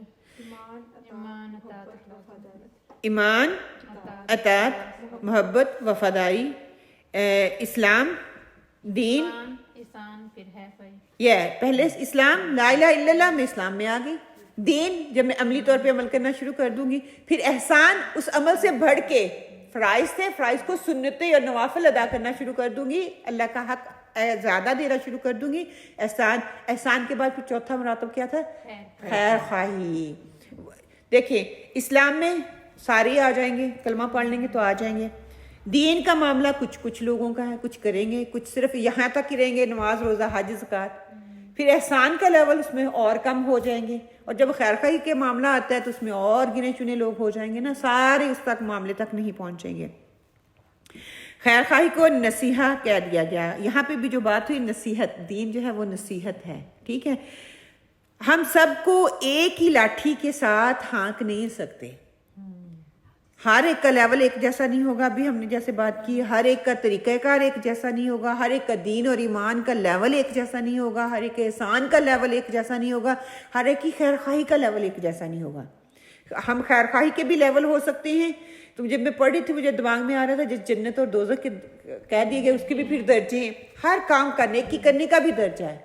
اخلاص میں کمی آ جائے گی، کوئی جلدی کر لے گا، کوئی سوچ سمجھ کے کرے گا، کوئی مطلب اگر میں دین میں آئی ہوں، دین کے معاملے میں بھی کوئی جلدی سے نماز پڑھنے والا، کوئی تسلی سے نماز پڑھنے والا، کوئی اس کا حق ادا کر کے نماز پڑھنے والا ہے وہ دین کے کرائیٹیریا میں، لیکن اس کے درجے ڈیفرنٹ ہو سکتے ہیں. احسان کے لیول میں بھی اس کے درجے ڈیفرنٹ ہو سکتے ہیں، خیر خواہی کے لیول میں بھی اس کے درجے ڈیفرنٹ ہو سکتے ہیں. ہر انسان جہاں پہ جو ہم جتنے بھی بیٹھے ہوئے ہیں نا، سب کے درجے دوسرے سے مختلف ہو سکتے ہیں، یعنی کہ نہیں. پھر یہ کہ نماز قائم کرنے کی بات ہوئی کہ نماز قائم کرو. نماز قائم کرنے میں نماز قائم کرنے کا مطلب پہلے کیا ہے، کیا سمجھ میں آتی ہے؟ نماز قائم کرنی ہے، नाफिज किसी चीज को कायम करना, नाफिज करना, उस निज़ाम को नाफिज करना। ओके ये एक अकेले बंदे की नमाज पढ़ने की बात नहीं की गई है, एक पूरी जमात का जैसे निज़ाम कायम करने के लिए नमाज। ठीक है, कायम करने में पूरी जमात का कॉन्सेप्ट आ जाता है। ओके, नमाज कायम करने के लिए नमाज पढ़ने की शराइत है ना, शराइत क्या है? जैसे पहले तो कलमा पढ़ना है ना, जो इस्लाम मुसलमान होगा तो वो उस पे नमाज भी फिर होगी। पहले नमाज पढ़ना ही वुजू करना है हमने, ओके। पाक साफ कपड़े पहनने हैं, फिर नमाज की तैयारी करनी है, फिर नमाज के टाइम से पढ़नी है, हाँ हाँ, और उसके बाद जमात के साथ जगह का पाक होना, जिस्म का पाक होना, जिस्म का पाक, कपड़ों का खुशू और खुदू, गुड या, और किबला रुख शर्त है फर्ज नमाज के लिए। किबला रुख, जिस्म का पाक होना, कपड़ों का पाक होना, जगह का पाक होना, वजू करना, किबला रुख होना, वक़्त के अंदर पढ़ना और किबला रुख होना। अच्छा, अगर इसमें से कोई एक शर्त रह जाती है तो मेरी नमाज हो जाएगी? नहीं होगी, मुझे नमाज दोबारा दोहरानी पड़ेगी। फिर साथ में कह दिया नमाज के बाहर की शराइत, पहले नमाज पढ़ने, जब मैं नमाज पढ़ने के लिए शुरू हो जाऊंगी उसकी भी शराइत हैं। उसकी क्या शराइत हैं? जब नमाज पढ़नी शुरू कर दी उसकी शराइत क्या हैं? उसमें एक इधर उधर देखना नहीं है, खाना पीना नहीं है, हाँ, बोलना नहीं है, तो और दूसरा पूरी तवज्जो के साथ अपने अज़ा को इधर उधर हिलाना डुलाना नहीं है। ठीक है, ये आपको लगता है ये नमाज की शराइत हैं। कोई और? ओके, नमाज के जो सही से पढ़ना है नमाज को सही से पढ़ना है, ठीक है, और उसका जो हुकूक है उसको फॉलो करना है। ओके। सुभान अल्लाह, हमें नमाज की शराइत का ही नहीं पता तो हम नमाज का वो लेवल क्या करेंगे? सुभान अल्लाह।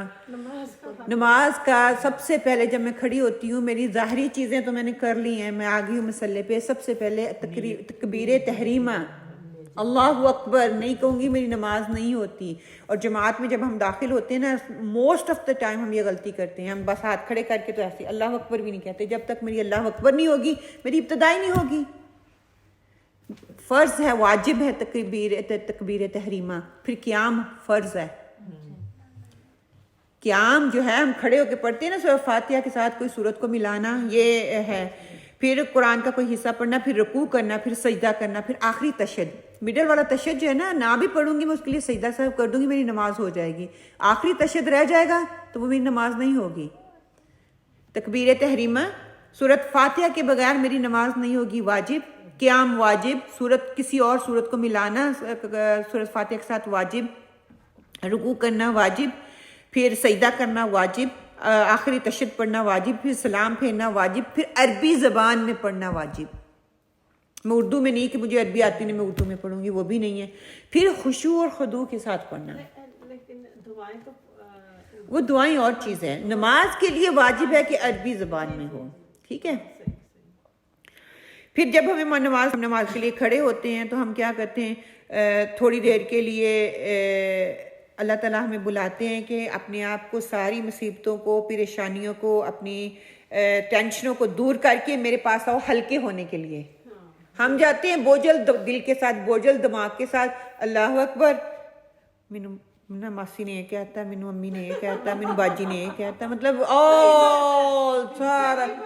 फिर जब सलाम फेरते हैं, अच्छा पता नहीं 2 पढ़ी थी कि 3 पढ़ी थी, ये 4 पढ़ी थी, अच्छा सजदा साहब कर दे तू। हमारा ये ख्याल, अल्लाह ताला कहते हैं मैं बुलाता हूँ इंसान को हल्का करने के लिए। अपने आप को आओ हल्का करो, अपना फ्यूल लो, अपना पेट्रोल डलवाओ, अपनी बैटरी को चार्ज करो ताकि दोबारा इन चीज़ों का मुकाबला करने के काबिल हो सको। खुशू खुदू को क्यों वाजिब कर दिया गया? क्यों? ताकि मैं अल्लाह का हक दे सकूं। अगर नहीं दूंगी तो क्या अल्लाह के हक में नाइंसाफ़ी हो जाएगी, वो नमाज का हक नहीं मैं दे पाती। फिर तभी तो मेरे सजदे पूरे नहीं होते, मेरे रुकू पूरे नहीं होते, मेरे जो है मेरे पास टाइम ही नहीं है। बच्चों को लेने जाना, जल्दी बच्चों को लेने जाना, ओए हांडी ना जल जाए, है ना, ओए मेरे तो कपड़े भी इस्त्री करने वाले हैं, अच्छा मेरा मियाँ आ गया तो उसने मुझे ये कहना है, बच्चे आ गए तो बच्चों के ये काम करने, ये सारे ही मैंने करने हैं। लेकिन अगर नमाज का हक ही नहीं अदा किया, मैं बोझल दिमाग से उठूंगी। देख लेना, जब आप फुली खाली होके अल्लाह के सामने झुकोगे तो आप बिल्कुल रिलैक्स होके उठोगे। ये सारी दुनियावी उलझनों के साथ नमाज पढ़ोगे तो वैसे के वैसे उठोगे, कोई बैटरी चार्ज नहीं होगी। आजमा के देखना ये कि खुदू और खुदू, अल्लाह ताला हमें 5 दफ़ा ये प्रैक्टिस के लिए बुलाते हैं कि इंसान हल्का हो जा, आ जा मेरे पास, अपने आप को मेरे स्पुर्द कर दे। और जब हम अल्लाह के स्पुर्द कर देते हैं तो फिर क्या होता है, इंसान हल्का हो जाता है, वो हर चीज़ एक से बेनियाज हो जाता है। वो पता ही क्या कहती है, वो कोई बात ना हो मेरी या विदा की या भाभी की या भाइयों, कहते नमाज तहज्जुद पढ़ो। हाँ बिल्कुल, हाँ नमाज पढ़ो। अल्लाह ताला कहते हैं हाँ मैं तो दुआओं को कबूल करने वाला, फिर तहज्जुद में मेरे सामने है और रात का क़याम करो। कि रात का क़याम उसको इसीलिए तो इतनी अहमियत दे दी गई है कि मेरे से 1 to 1 मुलाकात करो तो मैं तुम्हारी दुआओं को कबूल करूँगा। फिर किबला रुख होना ज़रूरी है, ख़ास तौर पे फ़र्ज़ नमाज के लिए हम कहीं भी नहीं पढ़ सकते, नफली तो हम कहीं भी पढ़ सकते हैं, फ़र्ज़ के लिए किबला रुख होना ज़रूरी है। ज़कात किसको देनी है, कैसे देनी है, ये भी हमें कुरान में बता दिया। ज़कात है किस किस पे, जो साहिब इस्तिताअत है, साहिब इस्तिताअत। ओके, ज़कात किस चीज़ पे देनी होती है? माल पे, माल पे, हमारा माल होता है। ओके, माल में कौन कौन सी चीज़ें आ जाती है, किस चीज़ पे हम ज़कात देते हैं? अगर हमारे पास पैसा है, हाँ। सोना है, चांदी है और ज़मीनें जदाते मकान। ओके, सोना चांदी जिसको बोला जाता है या सामान्य तजारत जिसको बोला जाता है, ज़मीन की पैदावार पे हम जो है वो देते हैं, मुआशियों पे देते हैं, और जो ज़कात देता है उसकी जान और माल को अल्लाह ताला ने कह दिया कि वो महफूज कर लिया जाता है। ओके, हज़रत अबू बकर सदीक की खिलाफत में बहुत से वाक़यात ऐसे हुए। हज़रत अबू बकर सदीक रज़ी अल्लाह ताला ने कहा, कहते हैं कि मुझे कसम है अल्लाह की, हर उस शख्स से जंग करूँगा जो नमाज और ज़कात में फ़र्क करेगा। मतलब ये उनका क्या था कि नमाज पढ़े और ज़कात ना दे। अल्लाह की कसम, अगर उन्होंने ज़कात में 4 महीने की बकरी देने का भी इनकार किया जिसे वो रसूल सल्लल्लाहु अलैहि वसल्लम को देते थे, तो मैं उनसे लड़ूंगा। उमर रज़ी अल्लाह ताला ने फरमाया कि अल्लाह की कसम, ये बात इसका नतीजा थी कि अल्लाह ताला ने अबू बकर का सीना इस्लाम के लिए खोल दिया था। क्योंकि उस वक़्त अबू बकर, हम पढ़ेंगे, अबू बकर भी कहते थे, हज़रत उमर कहते थे कि जो वो इंसान कलमा ला इलाहा इल्लल्लाह पढ़े तुम उससे जंग करोगे? तो हज़रत अबू बकर सदीक ने कहा हाँ मैं उससे भी जंग करूँगा। और बाद में इसका नतीजा ये निकला कि अबू बकर सदीक हक पर थे, उनको ये इस चीज़ की शिनाख्त हो गई हज़रत उमर रज़ी अल्लाह ताला। एक तरफ खैर खाही का पैगाम दिया जा रहा है और एक तरफ क्या दिया जा रहा है कि जो बागी है उसकी पकड़ करनी है, अगर नहीं करोगे तो फितना फैलेगा। अगर उस वक़्त हज़रत अबू बकर सदीक रज़ी अल्लाह वो मिसाल कायम ना करते तो वो मिसाल कायम ना होती। क्योंकि जैसे नबी पाक सल्लल्लाहु अलैहि वसल्लम की जब जो चीज़ें आप लाई थी वो आपके पहुंचने के बाद खत्म तो नहीं होनी, क्योंकि वो अल्लाह का हुक्म था, अल्लाह का हुक्म क़यामत तक ही रहना चाहिए। और अगर उस वक्त अबू बकर सिद्दीक ना करते तो खत्म हो जाती ना, वहीं पे खत्म हो जाती। सबने कम कर देना था सारा कुछ ऐसा अब जैसे खत्म हो गया है ना, खत्म होता जा रहा है। ये हदीस जंग के असूल का एक और कायदा हमें बताती है कि जंग कहाँ पर हो सकती है, कहाँ होनी चाहिए, और भी इसके अलावा असूल और कवायद के मुताबिक होनी चाहिए। और हर कोई उठ के इस असूल और कवायद को बना नहीं सकता, ये अल्लाह ताला ने हमें दे दिया, हम इसी को फॉलो करेंगे। आप सल्लल्लाहु अलैहि वसल्लम ने जैसे बता दिया हम उसको एज इट इज़ फॉलो करेंगे।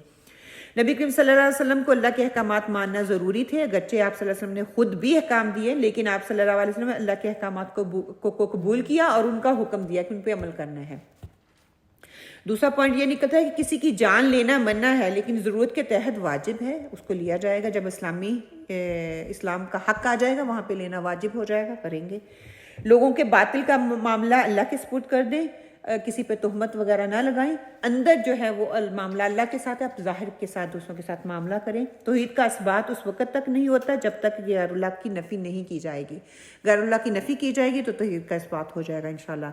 ला इलाहा इल्लल्लाह कहना काफ़ी नहीं, बल्कि मोहम्मद रसूलुल्लाह कहना ज़रूरी है। इकरार के साथ कबूलियत जो है वो ज़रूरी हो जाती है। जब तक मैं कबूल नहीं करतूँगी, निकाह के साथ कहती रहूँ निकाह हो जाएगा, जब तक मैं कबूल है कबूल है कबूल है वो 3 दफ़ा करूँ या 5 दफ़ा करूँ, वो अलहदा बात। फिर क्या है कि नमाज कायम करना और ज़कात देना फ़र्ज़ है। मखलूक का मुहासबा अल्लाह का काम है, मेरा और आपका नहीं है। इस बात का हमें ध्यान रखना है। कुछ अहादीस इसके हवाले से और एंड पे फिर जाके इंशाअल्लाह मैं आप लोगों के साथ बता दूंगी कि क्या कवानीन होते हैं जहाद करने के लिए।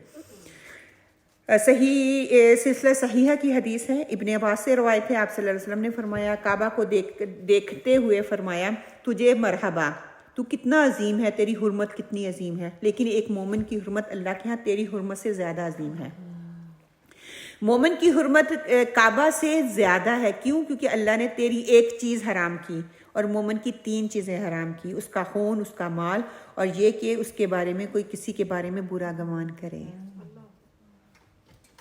आज हम ایک انسان کی کعبہ سے زیادہ حرمت ہے، اور آج ہم لوگ کے کھلونوں کی طرح مار مار کے پھینک رہی ہیں۔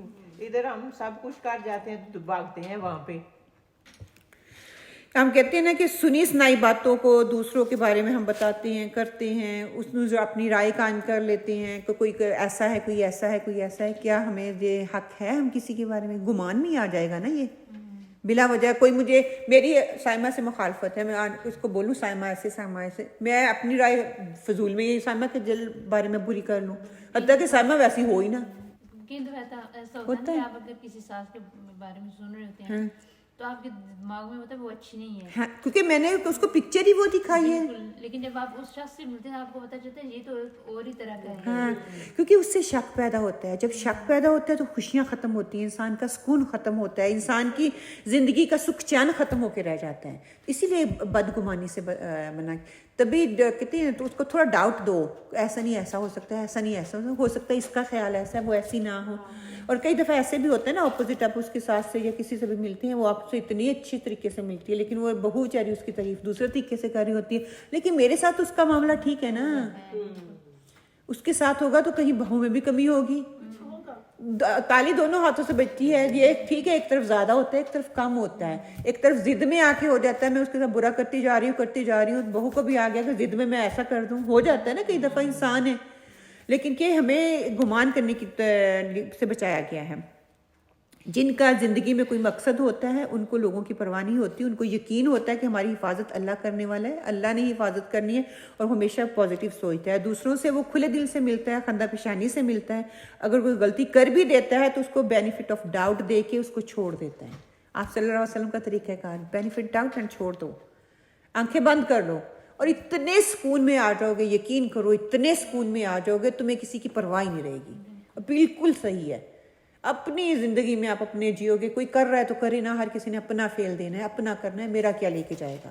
کوئی مجھے برا بلا کہہ رہا ہے تو اللہ اچھا بات ہے نا، اس کی نیکیاں میں یہی چیز آپ کو تسلی دے گی۔ کوئی برا بلا چگلی کر رہا ہے تو اچھی بات ہے نا، میری ٹوکری بھر رہی ہے، انشاءاللہ تعالیٰ قیامت والے دن مجھ سے اٹھائی نہیں جائے گی، اتنی میری نیکیاں ہوں گی۔ میں تو کہتی ہوں سارے میری چگلیاں کریں، میں تو خود بول کے کہتی ہوں کرو سب، سارے میری چگلیاں کرو۔ میں تو آپ کی چیز تسلی دیتی ہے کہ میری کوشش کے باوجود میں اگر نہیں، میں قابو نہیں نہ پا سکتی، تو پھر پازیٹیوٹی، آپ صلی اللہ علیہ وسلم نے پازیٹیوٹی دی ہے۔ اچھا گمان کی حدیث کیا ہے کہ آپ صلی اللہ علیہ وسلم نے فرمایا، اگر کسی میں یہ ہمت ہو کہ وہ اپنے اور جنت کے درمیان مسلمان آدمی کے خون کی ایک لپ بھی حائل نہ ہونے دے، جس سے وہ مرغی کا ذبح کرنے کی طرح بے قیمت سمجھ کر بہائے، تو ایسا کرے، کیونکہ وہ جب بھی کسی جنت کے دروازے پر جائے گا تو جنت کے بیچ میں وہ خون کی جو ایک لپ ہے وہ رکاوٹ آ جائے گی۔ کہ مطلب مرغی کتنا خون نکلتا ہے، چنا سا، اتنا بھی کسی کا نہ کرے، جب بھی جنت کے دروازے کے پاس جائے گا تو کیا وہ رکاوٹ بن جائے گی۔ اس سے بچیں، اچھا گمان ہمیشہ، کہیں یہ نہ ہو کہ وہ جو تھوڑا سا میں بدگمانی کرتی ہوں کہ وہ میری لاپی بھر جائے تو وہ میری رکاوٹ بن کے کھڑی ہو جائے جنت کے لیے، اور مجھے اس کا احساس ہی نہیں ہوتا۔ آپ صلی اللہ علیہ وسلم نے فرمایا، ابن عباس سے روایت ہے کہ آپ صلی اللہ علیہ وسلم نے فرمایا، لوگوں میں سب سے زیادہ مبغوض، یعنی جن سے اللہ تعالیٰ بغض رکھتے ہیں، 3 لوگ: حرم میں ظلم کرنے والا، یعنی کہ مسجد حرام یا مسجد نبوی میں، اسلام میں جاہلیت کا طریقہ ایجاد کرنے والا۔ اب میرا دل تھا میں اس پہ بہت بات کروں کہ ہم کیا جاہلیت کے طریقے کہاں کے ہم جو کرتے ہیں، کہ مسلمان ہوتے ہوئے بھی ہم جاہلی طریقوں پہ جا رہے ہیں۔ جاہلیت، اور کسی شخص کا خون ناحق طلب کرنے والا، یعنی کہ بغیر کسی وجہ کے کسی کو ہمیں قتل کر دیا، چھوٹی موٹی بات بھی قتل کر دیا، دل کیا قتل کر دیا، میرے پاس بندوق ہے، میرے پاس طاقت ہے، میں کر سکتا ہوں، قتل کر دیا۔ اللہ تعالیٰ ان 3 لوگوں سے اللہ تعالیٰ بغض رکھتے ہیں۔ ایسا شخص اللہ کو سخت ناپسند ہے۔ آپ صلی اللہ علیہ وسلم نے فرمایا، ایک مسلمان کی ہر چیز دوسرے مسلمان پر حرام ہے، اس کا خون، اس کا مال، اس کی عزت، آبرو۔ ہم لوگ خون اور مال کو تو شاید چھوڑ دیں لیکن عزت اور آبرو کے دھجیاں اڑا دیتے ہیں، چگلیاں کر کے، برائیاں کر کے دوسروں کو بدظن کر دیتے ہیں دوسرے بندے سے۔ صحیح بخاری کی روایت میں آتا ہے کہ آپ صلی اللہ علیہ وسلم نے فرمایا، ابن عمر رضی اللہ اس کو روایت کرتے ہیں کہ نبی صلی اللہ علیہ وسلم مینا میں تھے، لوگوں سے مخاطب ہوتے ہوئے فرمایا، تم جانتے ہو کہ یہ کون سا دن ہے؟ انہوں نے کہا اللہ اور اللہ کے رسول بہتر جانتے ہیں، تو انہوں نے کہا کہ یہ حرمت والا دن ہے۔ آپ صلی اللہ علیہ وسلم نے پوچھا، آپ جانتے ہو یہ کون سا مہینہ ہے؟ تو لوگوں نے کہا اللہ اور اللہ کا رسول جو ہے وہ بہتر جانتے ہیں۔ پھر آپ صلی اللہ علیہ وسلم نے فرمایا، حرمت والا مہینہ. آپ صلی اللہ علیہ وسلم نے پھر لوگوں سے پوچھا کہ تم جانتے ہو یہ کون سا شہر ہے؟ انہوں نے کہا اللہ اور اللہ کے رسول بہتر جانتے ہیں. فرمایا یہ حرمت والا شہر ہے. پھر فرمایا بے شک اللہ تعالیٰ نے تمہارے خون، تمہارا مال، تمہاری عزتیں آپس میں تمہارے لیے اس طرح حرام کی ہیں جیسے تمہارے لیے اس دن، اس مہینے اور اس شہر کی حرمت ہے. اتنی انسان کی حرمت ہے. آپ صلی اللہ علیہ وسلم نے فرمایا مسلمان وہ ہوتا ہے جس کی زبان اور ہاتھ سے دوسرے مسلمان محفوظ رہیں. مومن وہ ہوتا ہے جس کی طرف سے لوگوں کو اپنی جان اور مال کا امن ہو. 2 کرائٹیریا بتا دیے. مسلمان کی زبان اور ہاتھ سے دوسرا مسلمان محفوظ، اور مومن جس سے دوسروں کی جان اور مال کی حفاظت. میں مسلمان ہوں تو میری زبان سے اور میرے ہاتھ سے دوسرے محفوظ ہونے چاہیے. ایمان کے دائرے اور احسان کے دائرے میں آتے میں مومن بن جاؤں گی تو دوسروں کی مال اور دوسروں کا جان جو ہے وہ بھی محفوظ رہے گا. ہم تو مسلمان بھی نہیں، نہ مسلمان ہے نہ مومن ہے. دور کی بات ہے، دور کی. میری زبان کہتی ہے کہ میں جب تک کسی کو تکلیف دے نہ لوں مجھے سکون نہیں آتا. میرے ہاتھ سے شاید ہم کم استعمال کریں، زبان کہیں کنٹرول بھی نہیں آتی. بے لگام کسی نے کہا ہے نا، وہ بالکل صحیح کہا ہے. بے لگام جب دل کرتا ہے کھلی پر بولنا شروع کر دیتی ہے. جہاں دل کیا کسی کی اتنی تعریف کر دی اس کو زمین سے اٹھا کے آسمان پہ کر دیتے ہیں. جہاں دل کیا آسمان پہ بیٹھے ہوئے کو نیچے تھڑک سے لا کے پھینک دیتے ہیں. ہم نے سمجھا شاید میرے کنٹرول میں ہے، تو کہیں وہ مسلمان بھی نہیں ہے. زیادہ تر بچوں کے ساتھ ہوتا ہے. بچوں کے ساتھ کہیں کبھی ہاتھ بھی اٹھا دیتی ہیں، وہ وہاں پہ وہ والا معاملہ بھی آ جاتا ہے. کیونکہ ہاں جہاں پہ اختیار زیادہ بچوں پہ ہی ہوتا ہے. باقی جگہ پہ اختیار ہوتا ہے لیکن ہاتھ کا استعمال کم ہوتا ہے، زبان کا استعمال بہت زیادہ ہوتا ہے. ابو ماما کہتی ہیں میں نے رسول صلی اللہ علیہ وسلم کو کہتے سنا، آپ صلی اللہ علیہ وسلم فرما رہے تھے جس شخص نے جھوٹی قسم کے ساتھ کسی مسلمان کا مال حاصل کیا اس کے دل پر ایک سیاہ نقطہ ہوگا جس کو قیامت تک کوئی چیز تبدیل نہیں کر سکتی. اللہ اکبر. اللہ یہ کہ بندہ خود توبہ کر لے اور اس کے لیے صدقہ خیرات کرے اور معافی مانگے تو وہ معاف ہو جائے گا، ورنہ نہیں کہ قسم کھا کے کسی کو مال بیچنا. باجی قسم سے یہ ایسا یہ ایسا یہ ایسا، قسم سے یہ جوتا بڑا اچھا، قسم سے یہ کپڑا بڑا اچھا. ہم بیچتی ہیں نا، گھر جاؤ تو کچھ اور ہی نکلا ہوا ہوتا ہے. اس کے دل پہ ایک سیاہ دھبا لگ جاتا ہے جو کہ کبھی بھی نہیں مٹے گا انلیس اس کو خود احساس ہو میں نے غلط کیا، وہ توبہ کر لے، معافی مانگ لے اور صدقہ دے تو پھر وہ ہوگا. جہاد کے جو مقاصد ہمیں بتائے گئے ہیں اس میں سے کچھ مقاصد آپ کے سامنے رکھ دیتی ہوں. 5 مقاصد انہوں نے یہاں پہ بتائے ہیں. انسان کو غیر اللہ کی بندگی، غلامی اور پوجا پرستش سے نکال کر اللہ کی بندگی کے نظام میں لانا اور اللہ کی بندگی کا نظام قائم کرنا، یعنی کہ اسلامی حکومت کو قائم کرنے کے لیے جو جہاد کیا جائے گا. اس میں حضرت عمر فاروق رضی اللہ تعالیٰ کے دور کی وہ مثال دیتے ہیں کہ جب وہ لڑنے کے لیے آئے ایرانی جنرل تو اسلامی لشکر کے ایک ذمہ داران نے پوچھا تم کیوں آئے ہو؟ اس نے اسلامی لشکر کے ایک محافظ سے پوچھا تو اس کا جواب کیا تھا، اللہ تعالیٰ نے ہمیں بھیجا ہے تاکہ انسان کو انسان کی بندگی سے نکال کر اللہ کی بندگی میں لائیں اور کفر کے اندھیروں سے نکال کر اسلام کی روشنی میں لے کے آئیں. ہم اس مقصد کے لیے لڑنے کے لیے آئے ہیں.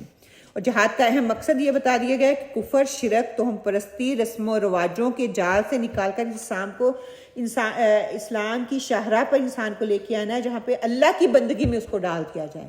رسم و رواجوں اور لوگوں کی پرواہ نہ ہو، اس کو جو ادھر ادھر کے رسم و رواج ہم لوگوں نے بنا چھوڑے نا ان سے سب سے آری کر کے نکال کے انسان کو اللہ تعالیٰ کی شاہراہ پہ لے کے آ جانا. دوسرا کیا ہے، انسان کو ہر قسم کے استحصال، ظلم اور جو جبر سے نجات دلانا، ان کو عزت و احترام، مساوات اور شرف کا مقام دلانا، بوڑھی عورتوں، بچوں اور کمزور طبقوں پر ظلم نہ کرنا، اس سے چھٹکارا دلوانے کے لیے یہ قتال کیا جائے گا. تیسرا، بد امنی، بے اطمینانی، لوٹ مار اور خوف و دہشت سے انسانیت کو آزاد کرانا تاکہ انسان امن، سکون، اطمینان اور سلامتی والی زندگی گزار سکے. اب ہم سارے مسلمان ہیں اور اپنی مسلمان کنٹری کو دیکھ لیں کتنی یا وہاں پہ لاگو ہو رہی ہے. یہ ساری چیزیں جو ہیں اگر وہاں پہ نافذ ہو جائیں امن اور سکون ہو سکتا ہے نا. بد امنی، بے اطمینانی، لوٹ مار اتنی عام ہوئی ہے کسی کی کوئی جان ہی محفوظ نہیں ہے، کوئی لا ہی نہیں ہے، کوئی قانون ہی نہیں ہے. چوتھا بتا دیا گیا کہ اللہ کے دین کو غالب کرنے، قائم کرنے، آزادی سے اللہ تعالیٰ کی عبادت کرنے اور شرافت کی فضا کو قائم کرنے میں رکاوٹ ڈالنے اور مذمت کرنے والی قوتوں کو دبانا جو ہے یہ مقصد ہونا چاہیے. پانچواں اصول جو بتا دیا کہ ایسی حکومت قائم کرنا جس میں اللہ کا پورا دین نافذ ہو جائے جس میں نہ کفر ہو، نہ شرک ہو، غیر اللہ کی حکمیت نہ ہو، اللہ اور زندگی کے تمام شعبوں اور گوشوں میں اللہ کا قانون جو ہے وہ نافذ ہو، اور تمام ادیان کے جو مذاہب ہیں وہ اسلام کے متحد ہوں۔ پھر اسی پر حضرت ابوبکر صدیق کی، یہ آپ خود پڑھ لیجئے، انہوں نے کوٹ کی، کیونکہ ابوبکر صدیق کے حوالے سے، ابوبکر نے جب زکوٰۃ کے حوالے سے کی، کافی احادیث ہمیں ملتی ہیں، کہیں اونٹ کا ذکر آتا ہے، کہیں اونٹ کی رسی کا ذکر آتا ہے، کہیں بکری کا ذکر آتا ہے، مطلب کہ بتانا یہ مقصود ہے کہ انہوں نے زکوٰۃ کے جو قانون تھا اس کو نافذ کرنے کے لیے پوری کوشش کی۔ پھر یہ کہ جب ہم جہاد یا قتال کرتے ہیں اس کے لیے 3 درجے ہمیں حدیث سے پتہ چلتی ہیں، 3 درجے بتا دیے گئے ہیں۔ ایک درجہ یہ کہ انہیں اسلام کی دعوت دی جائے، کہ اگر خوشی سے وہ سورۃ توبہ کا کانٹیکسٹ جو ہے وہ سامنے رکھ لیں، انہیں دعوت دے دی جائے کہ اگر خوشی سے یہ لوگ اسلام قبول کر لیں تو انہیں مسلمانوں والے تمام حقوق حاصل ہو جائیں گے اور مسلمانوں کے برابر شہری بن جائیں گے۔ دوسرا درجہ یہ ہوگا کہ اسلام قبول کرنے سے انکار کریں اور اسلامی حکومت کی ذمہ بن کر وہ رہیں، تو وہ انہیں اجازت ہے، البتہ یہ جزیہ ان کو ادا کرنا ہوگا، چھوٹا سا ٹیکس ہوتا ہے، وہ جو مسلمانوں کی کنٹری میں رہتے ہیں ان کو ادا کرنا پڑتا ہے، اس کو جزیہ بولا جاتا ہے۔ تیسرا یہ ہوگا کہ یہ لوگ جزیہ دے کر ذمی بن کر رہنے سے انکار کر دیں، وہ تب بھی نہیں رہنا چاہتے، نہ مسلمان بن کے، نہ یہ غیر مسلم بن کے جزیہ بھی نہیں دینا چاہتے۔ پھر ان کے ساتھ جو ہے کھلا اعلان کر دیا جائے گا کہ ان کو پھر کہہ دیا جائے گا کہ اگر وہ ٹیکس بھی نہیں دیتے تو ان کی حفاظت اور ضرورت کی ذمہ داری پوری کرنے کے لیے نہیں ہے، پھر ہم اس کو نہیں پوری کریں گے، پھر ہم ان کے ساتھ جو ہے وہ قتال کریں گے۔ یہ تیسرا درجہ ہے۔ اللہ سبحانہ وتعالیٰ سے دعا کرتے ہیں اللہ سبحانہ وتعالیٰ ہمیں جو ہے اس حدیث سے صحیح معنوں میں جو صحیح اس کا مطلب نکلتا ہے اس سے بہت کچھ حاصل کرنے والا بنا دے، اس کو اپنی زندگیوں میں اپنانے والا بنا دے۔ آج جو ہم اس سے ان حدیث سے یا قرآن کی آیات سے غلط مطلب لیتے ہیں، غلط مطلب لے کے ہم اس کو دنیا میں نافذ کر کے فتنہ فساد جو ہے پیدا کرنے کی کوشش کر رہی ہیں۔ اسلام تو امن کا دین ہے، سلامتی کا دین ہے، دوسروں کا حقوق دینے والا دین ہے، یہ دوسروں کی حق تلفی کرنے والا نہیں ہے، دوسروں پہ ظلم کرنے والا نہیں ہے، عورتوں کی عزت، بچوں کی تکریم، بڑوں کا احترام کرنا سکھاتا ہے، نہ کہ ان کی عزتوں کو پامال کرنا، ان کی عزتوں کو خراب کرنے کے لیے سکھاتا ہے۔ اگر میں اور آپ مل کر اس کو کہیں کسی نہ کسی طریقے سے یہ پیغام صحیح طریقے سے دوسروں تک پہنچا سکیں، اللہ سبحانہ تعالیٰ ہمیں اس کی توفیق عطا فرمائے۔ حق اور سچ اللہ سبحانہ تعالیٰ کی طرف سے تھا، جو کمی اور کوتاہی رہی ہے کہ بشری تقاضا تھا وہ میری طرف سے ہے۔ اللہ سبحانہ تعالیٰ ہمیں بہترین لینے والا بنا دے، جو کمی اور کوتاہی رہے گی اس سے اللہ تعالیٰ ہمیں معاف فرمائے، اور آخرت میں یہ جو وقت ہم نے یہاں پہ سرو کیا ہے آپ صلی اللہ علیہ وسلم کی حدیث کو سمجھنے کے لیے، اللہ سبحانہ تعالیٰ ہمارے لیے خیر کا باعث بنائے، ہمارے حق میں حجت کا باعث بنائے۔ اللہ سبحانہ تعالیٰ ہمارے بچوں کو دین کا محافظ بنائے، اللہ سبحانہ تعالیٰ ہمیں دین کا محافظ بنائے۔ اللہ سبحانہ تعالیٰ ہماری چھوٹی چھوٹی کوششوں کو قیامت کے دن بہت بڑی بنا کے دکھائے، اس کا ہمیں بہت بڑا اجر دے، جتنا کہ وہ رحیم ہے، وہ کریم ہے، وہ رحمان ہے، وہ رحم کرنے والا ہے۔ اللہ تعالیٰ ہمارے یہ نیک اعمال آخرت میں کام نہیں آئیں گے جب تک کہ تیری رحمت نہیں ہوگی، تو ہمیں اپنی رحمت کے سائے میں رکھنا ہے پروردگار عالم۔ حساب کتاب کے وقت جب حساب کتاب دیا جائے گا، ہمارا نامہ اعمال دائیں ہاتھ میں دینا، اور جب پروردگار قبروں میں ہمیں ڈالا جائے گا، منکر نکیر کے سوال اور جواب سے ہمیں محفوظ فرمانا۔ اے پروردگار عالم، کسی بھی مرحلے میں جو قیامت کا مرحلہ ہے، اے پروردگار، جو ہماری چھوٹی چھوٹی کوششیں ہمارے لیے ایک ہلکی سی لائٹ بن کر آئیں، جو کہ ہمارے لیے راستہ دکھانے کا سبب بنے اور آخرت میں ہمارے لیے نجات کا باعث بن جائے۔ آمین اللہم آمین۔ سبحانک اللہم و بحمدک، اشہد ان لا الہ الا انت، واستغفرک واتوب الیک، وقولوا قولی ھذا واستغفر اللہ لی ولکم۔ آمین اللہم آمین۔ السلام علیکم ورحمۃ اللہ۔